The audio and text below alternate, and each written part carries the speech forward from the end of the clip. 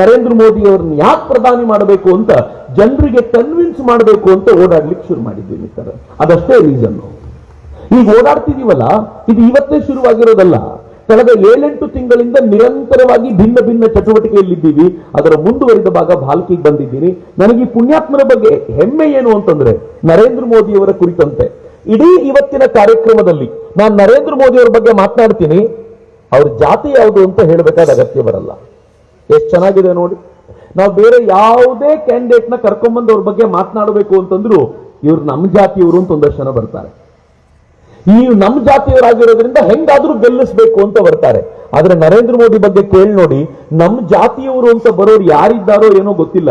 ಒಂದೇ ಒಂದ್ಸಲ ನರೇಂದ್ರ ಮೋದಿ ಅವರು ಜಾತಿ ಹೆಸರು ತೆಗೆದಾಗ ಕೋಪಿಸ್ಕೊಂಡಿದ್ ಯಾವಾಗ ಅಂದ್ರೆ, ಪ್ರಿಯಾಂಕಾ ವಾಡ್ರಾ 2014-15 ವೇಳೆಯಲ್ಲಿ ನರೇಂದ್ರ ಮೋದಿ ಅವರ ಬಗ್ಗೆ ಮಾತನಾಡ್ತಾ ಏ ಆದ್ಮಿ ನೀಚ ಜಾತಿ ವಾಲಾ ಹೇ ಅಂದ್ಬಿಟ್ರು. ಈತ ನೀಚ ಜಾತಿಯವನು ಅಂತ.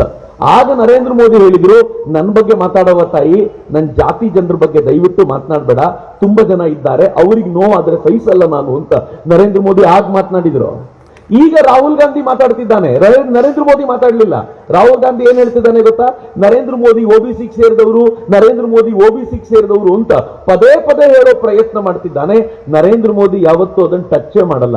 ಮಿತ್ರೆ, ಕಳೆದ 10 ವರ್ಷಗಳಿಂದ ತನ್ನ ಜಾತಿಯ ಬಲವನ್ನ ಪಕ್ಕಕ್ಕಿಟ್ಟು ರಾಷ್ಟ್ರೀಯತೆಯ ಹಿಂದುತ್ವದ ಬಲದ ಆಧಾರದ ಮೇಲೆ 2 ಬಾರಿ ಪ್ರಧಾನಿಯಾಗಿರುವಂತ ಅಪರೂಪದ ವ್ಯಕ್ತಿ ನರೇಂದ್ರ ಮೋದಿ ಅನ್ನುವಂತ ಹೆಮ್ಮೆ ನನಗಿದೆ. ನಾನು ವೇದಿಕೆಗೆ ಸ್ವಲ್ಪ ಬೇಗ ಮೈಕ್ ಹಿಡ್ಕೊಳ್ಳಿಕ್ ಬಂದೆ. ಯಾಕೆ ಗೊತ್ತೇನು? ಇನ್ನೊಂದು ಪರಿಚಯ ಮಾಡ್ಲಿಕ್ಕೆ ನಿಂತರೆ ಇನ್ನೊಂದು 2 ನಿಮಿಷ ಜಾಸ್ತಿ ತಗೊಳ್ತಾರೆ. ನರೇಂದ್ರ ಮೋದಿ ಪರಿಚಯಕ್ಕೆ ನನಗೊಂದು 2 ನಿಮಿಷ ಕಡಿಮೆ ಆಗತ್ತೆ ಅಂತ ನಾನು ಈ ಕಾರಣಕ್ಕೆ ಎಲ್ಲ ಸಮಯ ನರೇಂದ್ರ ಮೋದಿ ಅವರಿಗೆ ಕೊಡಬೇಕು ಅಂತ ಇವತ್ತು ನರೇಂದ್ರ ಮೋದಿ ಅವರ ಪರಿಚಯದೊಂದಿಗೆ ಶುರು ಮಾಡ್ತೀನಿ. ನರೇಂದ್ರ ಮೋದಿ ಅವರ ಪರಿಚಯ ನಮ್ಗೆಲ್ರಿಗೂ ಇದೆ, ಆದ್ರೆ ಹೊಸ ರೂಪದ ಪರಿಚಯ ಮಾಡ್ಕೊಡ್ತೀನಿ. ಈ ಬಾರಿ ಪರಿಚಯ ಮಾಡ್ಕೊಡುವಾಗ ಹೇಗಿರುತ್ತೆ ಅಂತಂದ್ರೆ, ಈ ಸ್ಕ್ರೀನ್ ಮೇಲೆ ಟೋಟಲ್ ಡೀಟೇಲ್ ಸಮೇತ ಹಾಕ್ತೀನಿ. ಯಾಕೆ ಅಂತಂದ್ರೆ, ನನ್ನ ವಿಡಿಯೋ ಏನು ಹೋಗುತ್ತೋ ಅದನ್ನು ಕಾಂಗ್ರೆಸ್ನವ್ರು ಕಟ್ ಮಾಡಿ ಅರ್ಧಂಬರ್ಧ ತಮ್ಗೆ ಎಲ್ಲಿ ಬೇಕೋ ಅಲ್ಲಿ ಕಟ್ ಮಾಡಿ ಚಕ್ರವರ್ತಿ ಸುಳ್ಳು ಹೇಳ್ಬಿಟ್ಟ ಅಂದ್ಬಿಡ್ತಾರೆ. ಅದಕ್ಕೆ ನಾನು ಏನ್ ಮಾಡ್ತಿದ್ದೀನಿ ಅಂದ್ರೆ, ಈ ಬಾರಿ ಆ ಸುಳ್ಳು ಹೇಳುವ ಪ್ರಕ್ರಿಯೆಗೆ ಅವಕಾಶವೇ ಇಲ್ಲ. ನೇರವಾಗಿ ವಿತ್ ಪ್ರೂಫ್ ಅವರ ಎದುರುಗಡೆ ನಿಂತ್ಕೊಂಡು ತಾಕತ್ತಿದ್ರೆ ಆನ್ಸರ್ ಮಾಡಿ ಅಂತ ಹೇಳುವಂತ ವಿಚಾರದೊಂದಿಗೆ ಬಂದಿರೋದ್ರಿಂದ ಇವತ್ತು ನಿಮಗೆ ರಸದೌತಣ. ಮುಂದಿನ 1 ಗಂಟೆಗಳ ಕಾಲ ನಾನು ವಿನಂತಿಸಿಕೊಳ್ತೀನಿ, 1 ಗಂಟೆಗಳ ಕಾಲ ಪೂರ್ಣ ಪ್ರಮಾಣದಲ್ಲಿ ನನಗೆ ಕೊಡಿ ಅಂದ್ರೆ ನರೇಂದ್ರ ಮೋದಿ ಅವರ ವಿಚಾರಧಾರೆ ಕೊಡಿ ಅಂತ ಕೇಳ್ಕೊಳ್ತಾ, ನರೇಂದ್ರ ಮೋದಿ ಅವರ ಪರಿಚಯದ ಮೊದಲನೇ ಸ್ಲೈಡ್ ನಿಮ್ಮ ಮುಂದೆ. ಕಳೆದ 10 ವರ್ಷ ಒಂದೂ ರಜೆ ಇಲ್ಲದೆ ದೇಶದ ಸೇವೆ ಮಾಡ್ತಾ ಇರುವಂತ ಅಪರೂಪದ ಪ್ರಧಾನ ಸೇವಕ ಯಾರಾದ್ರೂ ಇದ್ರೆ ಅದು ನರೇಂದ್ರ ಮೋದಿ ಅಂತ. 10 ವರ್ಷ ಒಂದೂ ರಜೆ ಇಲ್ಲ, ದಿನದ 18 ಗಂಟೆ ಕೆಲಸ ಮಾಡ್ತಾನೆ ಪುಣ್ಯಾತ್ಮ. ಈ 10 ವರ್ಷಗಳ ಮ್ಯಾಜಿಕ್ ಏನು ಅಂತಂದ್ರೆ, ನರೇಂದ್ರ ಮೋದಿ ಅವರಿಗೆ ನನಗೂ ಆಶ್ಚರ್ಯ, ನಂಗೆ ಗೊತ್ತಿಲ್ಲ ನೀವು ಅದನ್ನು ಹೆಂಗ್ ಸ್ವೀಕಾರ ಮಾಡ್ತೀರೋ, ಜ್ವರ ಬರಲ್ಲ.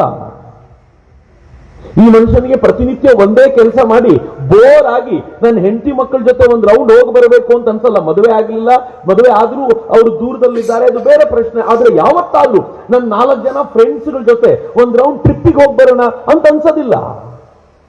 ಆ ಮನುಷ್ಯ ಕಳೆದ 10 ವರ್ಷಗಳಿಂದ ತಾನು ಒಂದು ಟ್ರಿಪ್ಪಿಗೆ ಹೋದ್ರೂ ಕೂಡ ಅದರಿಂದ ದೇಶಕ್ಕೆ ಲಾಭ ಆಗುವಂತೆ ಮಾಡ್ಕೊಂಡು ಬಂದಿದ್ದಾನಲ್ಲ, ಅದು ನರೇಂದ್ರ ಮೋದಿ ಅವರ ವೈಶಿಷ್ಟ್ಯ. ಮಿತ್ರ, ನಿಮ್ಗೆಲ್ಲ ಗೊತ್ತಿರಲಿ, ರಾಹುಲ್ ಗಾಂಧಿ ದೊಡ್ಡ ಭಾರತ್ ಜೋಡೋ ಯಾತ್ರೆ ಮಾಡಿದ್ರು, 106 ಕಿಲೋಮೀಟರ್ ತಿರುಗಾಡದೆ, 1000 ಕಿಲೋಮೀಟರ್ ನಡೆದೆ ಅಂತ ಹೇಳಿದ್ರು. ಏನಾಯ್ತು? 5 ರಾಜ್ಯಗಳ ಚುನಾವಣೆಯಲ್ಲಿ ಸೋತರು. ನರೇಂದ್ರ ಮೋದಿ ಲಕ್ಷದ್ವೀಪದ ಬೀಚ್ ನಲ್ಲಿ 10 ಹೆಜ್ಜೆ ನಡೆದ್ರು, ಮಾಲ್ಡೀವ್ಸ್ ಹೊಗೆ ಹಾಕೊಳ್ತು. ನರೇಂದ್ರ ಮೋದಿ ಅವರ ನಡಿಗೆಗೂ ಎಷ್ಟು ವ್ಯಾಲ್ಯೂ ಇದೆ ಅನ್ನೋದಕ್ಕೆ ಇದೊಂದು ಉದಾಹರಣೆ. ಇಷ್ಟೇ ಅಲ್ಲ, ನರೇಂದ್ರ ಮೋದಿ ಅವರ 2ನೇ ಸಂಗತಿ ಪರಿಚಯದ ದೃಷ್ಟಿಯಿಂದ ಹೇಳ್ತಾ ಇದ್ದೀನಿ. ತಾನು ಪ್ರಧಾನಮಂತ್ರಿ ಆದಾಗ ಮೊದಲನೇ ಬಾರಿ ಪ್ರಮಾಣ ವಚನ ಸ್ವೀಕಾರಕ್ಕೆ ಸಾರ್ಕ್ ಸದಸ್ಯರನ್ನ ಕರೆಸಿಕೊಂಡಿದ್ದು ಯಾರು ಅಂತ ಕೇಳಿದ್ರೆ ನರೇಂದ್ರ ಮೋದಿ ಅವರು. ಸಾರ್ಕ್ನ ವಿಶೇಷ ಏನು ಗೊತ್ತಾ? ಇದರಲ್ಲಿ ಅಫ್ಘಾನಿಸ್ತಾನ ಇದೆ, ಬಾಂಗ್ಲಾದೇಶ ಇದೆ, ಇದರಲ್ಲಿ ಭೂತಾನ್ ಇದೆ, ಮಾಲ್ಡೀವ್ಸ್ ಇದೆ, ನೇಪಾಳ ಇದೆ, ಶ್ರೀಲಂಕಾ ಇದೆ, ಪಾಕಿಸ್ತಾನನೂ ಇದೆ. ನನ್ನ ದೇಶದಲ್ಲಿ ರಾಜರು ಅಧಿಕಾರ ಸ್ವೀಕಾರ ಮಾಡುವಾಗ ತಪ್ಪ ಕೊಡಬೇಕಾದವ್ರನ್ನೆಲ್ಲ ಕರ್ಕೊಂಡು ಬಂದು ಲೈನ್ ಆಗಿ ನಿಲ್ಲಿಸಿ, ಅದೋ ನಾನು ರಾಜನಾಗ್ತಾ ಇದ್ದೀನಿ ಅಂತ ಹೇಳಿ ಅವ್ರನ್ನ ಕರ್ಕೊಂಡು ಬಂದು ನಿಲ್ಲಿಸ್ಕೊಳ್ತಿದ್ರಲ್ಲ, ಹಂಗೆ ತಾನು ಪ್ರಧಾನಿ ಆಗುವಾಗ ಅವರೆಲ್ಲರನ್ನೂ ಕರ್ಕೊಂಡು ಬಂದು ನಿಲ್ಲಿಸಿಕೊಂಡು ನಾನು ಸಾರ್ಕಿನ ಲೀಡರ್ ಅಂತ ತೋರಿಸಿದವರು ನರೇಂದ್ರ ಮೋದಿ. ಮೊದಲ ಪ್ರಧಾನಮಂತ್ರಿ ಹೀಗೆ ಮಾಡಿದವರು ನರೇಂದ್ರ ಮೋದಿ ಅನ್ನೋದು ಬಹಳ ಸಂತೋಷ. ಮಿತ್ರ, ನಾವೆಲ್ಲರೂ ಟಿವಿ ಬಂದ ನಂತರ ರೇಡಿಯೋ ಮರ್ತಿದ್ವಿ, ಮೊಬೈಲ್ ಬಂದ ನಂತರ ಟಿವಿನೂ ಮರ್ತೋಗ್ಬಿಟ್ರು, ಎಲ್ಲರೂ ಮೊಬೈಲ್ ನೋಡ್ಲಿಕ್ಕೆ ಶುರು ಮಾಡ್ಬಿಟ್ಟಿದ್ದಾರೆ. ಆದ್ರೆ ನರೇಂದ್ರ ಮೋದಿ ಮೊಬೈಲ್ ಬಂದ ನಂತರವೂ ಕೂಡ ನಮ್ಮನ್ನೆಲ್ಲ ರೇಡಿಯೋ ಕಡೆಗೆ ತಿರುಗುವಂತೆ ಮಾಡಿದ್ರಲ್ಲ, ಇದು ನರೇಂದ್ರ ಮೋದಿ ಅವರ ವೈಶಿಷ್ಟ್ಯ. ಮಿತ್ರ, 501 ಬ್ರಾಡ್ಕಾಸ್ಟಿಂಗ್ ಸ್ಟೇಷನ್ಗಳ ಮೂಲಕ 23 ಭಾಷೆಗಳನ್ನು ಬಳಸಿಕೊಂಡು ಈ ದೇಶದ 90% ಪ್ರದೇಶಗಳಲ್ಲಿ 98% ಭಾರತೀಯರನ್ನ ಕಳೆದ 10 ವರ್ಷಗಳಲ್ಲಿ ಪ್ರತಿ ತಿಂಗಳಿಗೊಮ್ಮೆ ಬಿಟ್ಟು ಬಿಡದೆ ಆಲ್ ಇಂಡಿಯಾ ರೇಡಿಯೋ ಮೂಲಕ ನಮ್ಮ ಹೃದಯವನ್ನು ತಟ್ತಾ ಇರುವಂತ ಪ್ರಧಾನಮಂತ್ರಿ ಅಂತ ಯಾರಾದರೂ ಇದ್ರೆ ಅದು ನರೇಂದ್ರ ಮೋದಿ ಮಾತ್ರ. ಈ ಹಿಂದೆ ಕೂಡ ಯಾರೂ ಆ ಪ್ರಯತ್ನ ಮಾಡಿರಲಿಲ್ಲ. ತುಂಬಾ ಜನ, ನಾನು ಕೂಡ ಇಲ್ಲಿ ನೋಡ್ತಿದ್ದೆ, ನರೇಂದ್ರ ಮೋದಿ ಅವರ ಕಾರ್ಯಕ್ರಮಕ್ಕೆ ಯಾಕೆ ಹೋಗ್ತೀರಾ ಅಂತ ಬಹಳ ಜನ ಕೇಳ್ತಾರಲ್ಲ. ಮಿತ್ರ, ಭಾರತೀಯ ಸಂಸ್ಕೃತಿಯನ್ನ ಜಗತ್ತಿನ ತುದಿಗೆ ಹೆಂಗ್ ತಗೊಂಡೋಗಿದ್ದಾರೆ ಪುಣ್ಯಾತ್ಮ ಅಂತಂದ್ರೆ, ಶ್ವೇತಭವನಕ್ಕೆ ಅಮೆರಿಕಕ್ಕೆ ಹೋದ್ರೂ ನವರಾತ್ರಿ ಉಪವಾಸವನ್ನ ಬಿಡದೆ ಮಾಡಿದ ಪುಣ್ಯಾತ್ಮ ನರೇಂದ್ರ ಮೋದಿ ಅಂತ. ನಮ್ಮ ಸಂಸ್ಕೃತಿ ತಗೊಂಡೋಗಿದ್ದಂಗೆ. ಮಿತ್ರ, ಇತ್ತೀಚೆಗೆ ಇಲ್ಲೊಂದು ರಿಪೋರ್ಟ್ ಇದೆ, ಇತ್ತೀಚೆಗೆ ನರೇಂದ್ರ ಮೋದಿ ಬೈಡನ್ ಕರೆದ್ರು ಅಂತ ಸ್ಟೇಟ್ ವಿಸಿಟ್ಗೆ ಅಂತ ಹೋಗಿದ್ರು, ವಿಶೇಷವಾದ ರೆಸ್ಪೆಕ್ಟ್ ನಲ್ಲಿ. ಕಂಡೀಷನ್ ಏನಿತ್ತು ಗೊತ್ತಾ? ನಾನು ಶ್ವೇತಭವನಕ್ಕೆ ಬರ್ತೀನಿ, ಯಾವ ಕಾರಣಕ್ಕೂ ನಾನ್ ವೆಜ್ ತಿನ್ನಲ್ಲ, ವೆಜ್ ಅಡುಗೆ ಮಾಡಿಸಬೇಕು ಅಂತ ಹೇಳಿ ಶ್ವೇತಭವನದಲ್ಲೂ ವೆಜ್ ಅಡುಗೆಯನ್ನ ಊಟ ಮಾಡಿದಂತ ಅಪರೂಪದ ಪ್ರಧಾನಿ ನರೇಂದ್ರ ಮೋದಿ. ಏನ್ ಬಹಳ ವಿಶೇಷ ಅನ್ನಿಸ್ಲಿಲ್ಲಲ್ಲ? ಅದ್ರ ಪಕ್ಕದಲ್ಲಿ ಇನ್ನೊಂದು ರಿಪೋರ್ಟ್ ಇದೆ. ಯುನೈಟೆಡ್ ಅರಬ್ ಎಮಿರೇಟ್ಸ್ ಮುಸಲ್ಮಾನರ ರಾಷ್ಟ್ರ, ಅಲ್ಲಿನ ಶೇಖ್ಗಳು ನರೇಂದ್ರ ಮೋದಿ ಅವರನ್ನ ಕರೆಸಿದ್ರು. ನರೇಂದ್ರ ಮೋದಿ ಅವರು ಇರುವಷ್ಟು ದಿನ, ಸರಿಯಾಗಿ ಕೇಳಿಸ್ಕೊಳ್ಳಿ, ಮುಸಲ್ಮಾನ್ ರಾಷ್ಟ್ರ ಯುನೈಟೆಡ್ ಅರಬ್ ಎಮಿರೇಟ್ಸ್ ಅಲ್ಲಿ ನರೇಂದ್ರ ಮೋದಿ ಇರುವಷ್ಟು ದಿನ ನಮ್ಮ ಮನೆಗಳಲ್ಲಿ ನಾನ್ ವೆಜ್ ಆಗಬಾರ್ದು, ನಾವೆಲ್ಲರೂ ವೆಜಿಟೇರಿಯನ್ ಊಟ ಮಾಡಬೇಕು ಅಂತ ಶೇಖ್ಗಳು ವೆಜಿಟೇರಿಯನ್ ಊಟ ಮಾಡುವಂತೆ ಮಾಡಿದ್ದು ನರೇಂದ್ರ ಮೋದಿ. ಇದು ನರೇಂದ್ರ ಮೋದಿ ಅವರ ಪರಿಚಯ. ಮಿತ್ರರೇ, ನನ್ನ ಪರಿವಾರ ನಿಮ್ಮ ಪರಿವಾರ ಬಹಳ ಚಿಕ್ಕದ್ದು. ನಮ್ಮ ಪರಿವಾರ ಹೇಗಿದೆ ಅಂತಂದ್ರೆ, ದೀಪಾವಳಿ ಬಂದ್ರೆ ಪಟಾಕಿ ಹೊಡಿತೀವಿ, ನಾವು ಖುಷಿ ಪಡ್ತೀವಿ. ಹೆಚ್ಚಂದ್ರೆ ಇನ್ನೊಂದು 4 ಪರಿವಾರ ಜೊತೆಗೆ ಸೇರ್ಬೋದು.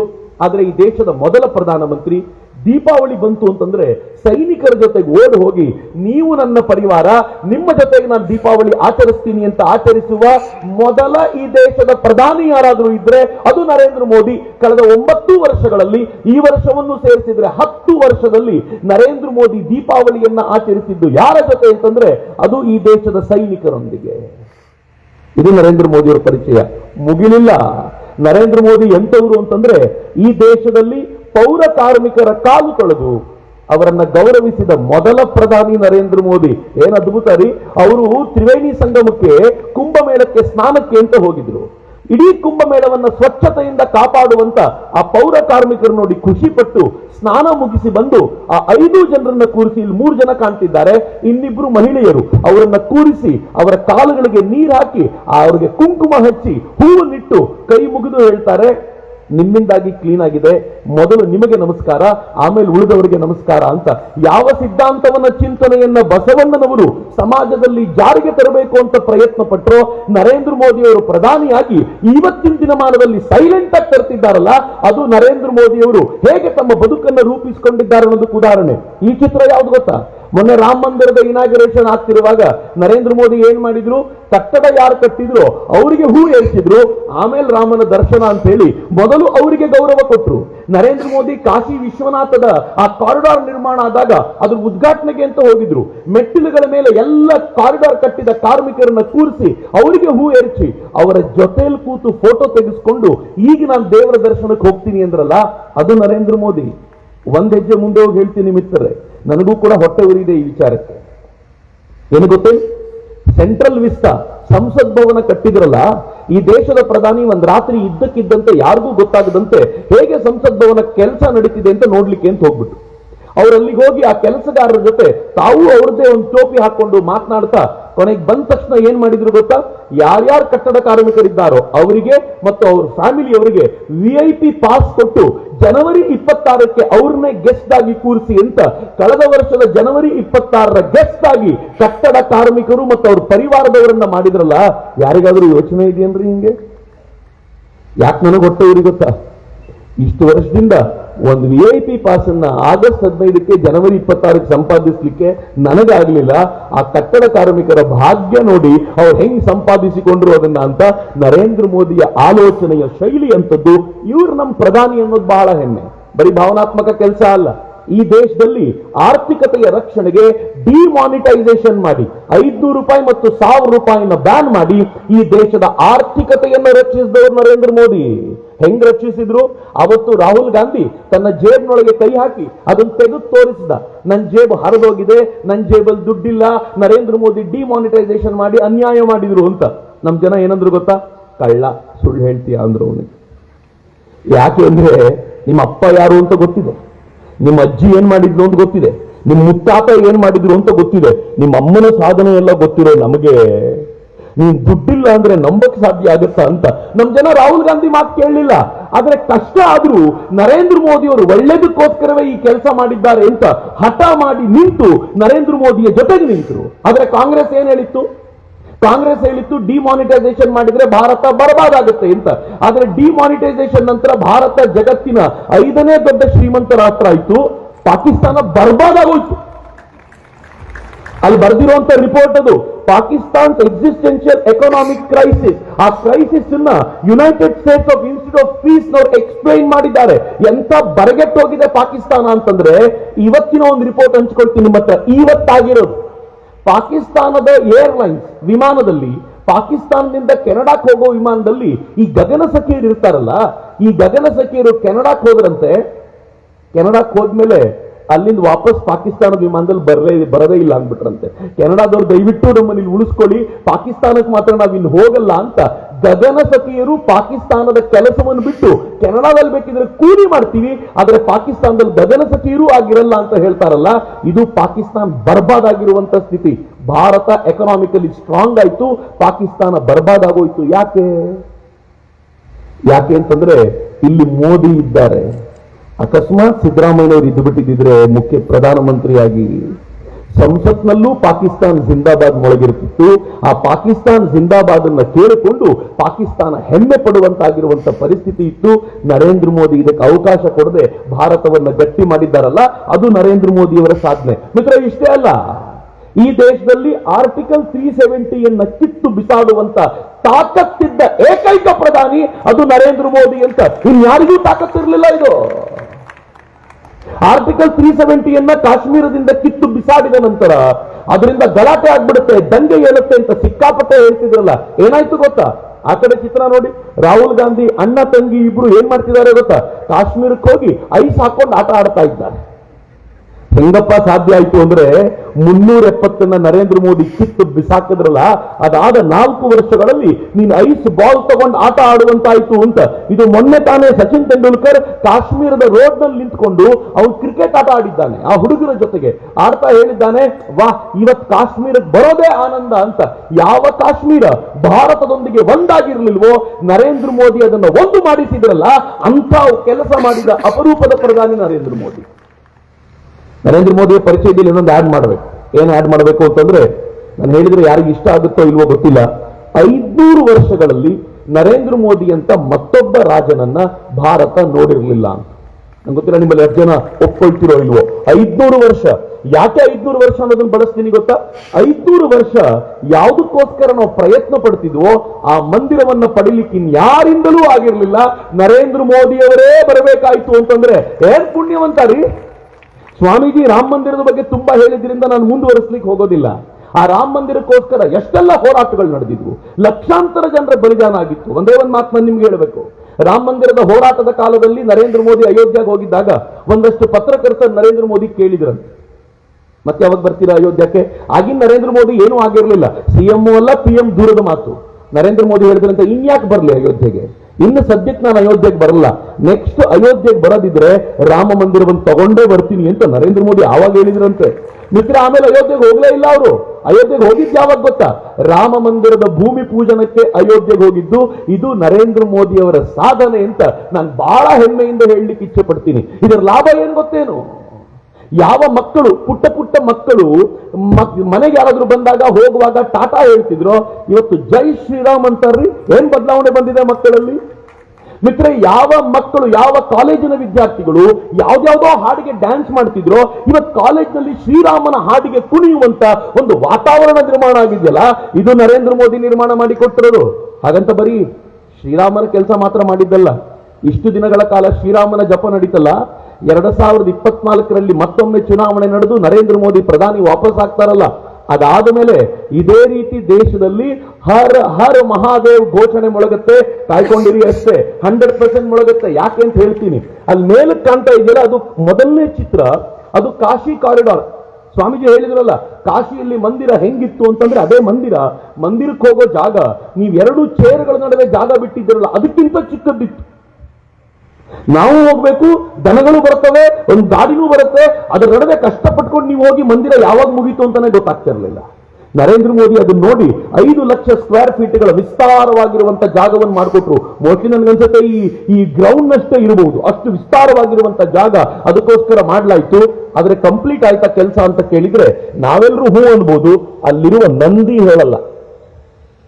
ಶಿವನ ದೇವಸ್ಥಾನದಲ್ಲಿ ನಂದಿ ಹೆಂಗಿರತ್ರಿ, ಶಿವನ ಕಡೆ ಮುಖ ಮಾಡ್ಕೊಂಡಿರುತ್ತೆ.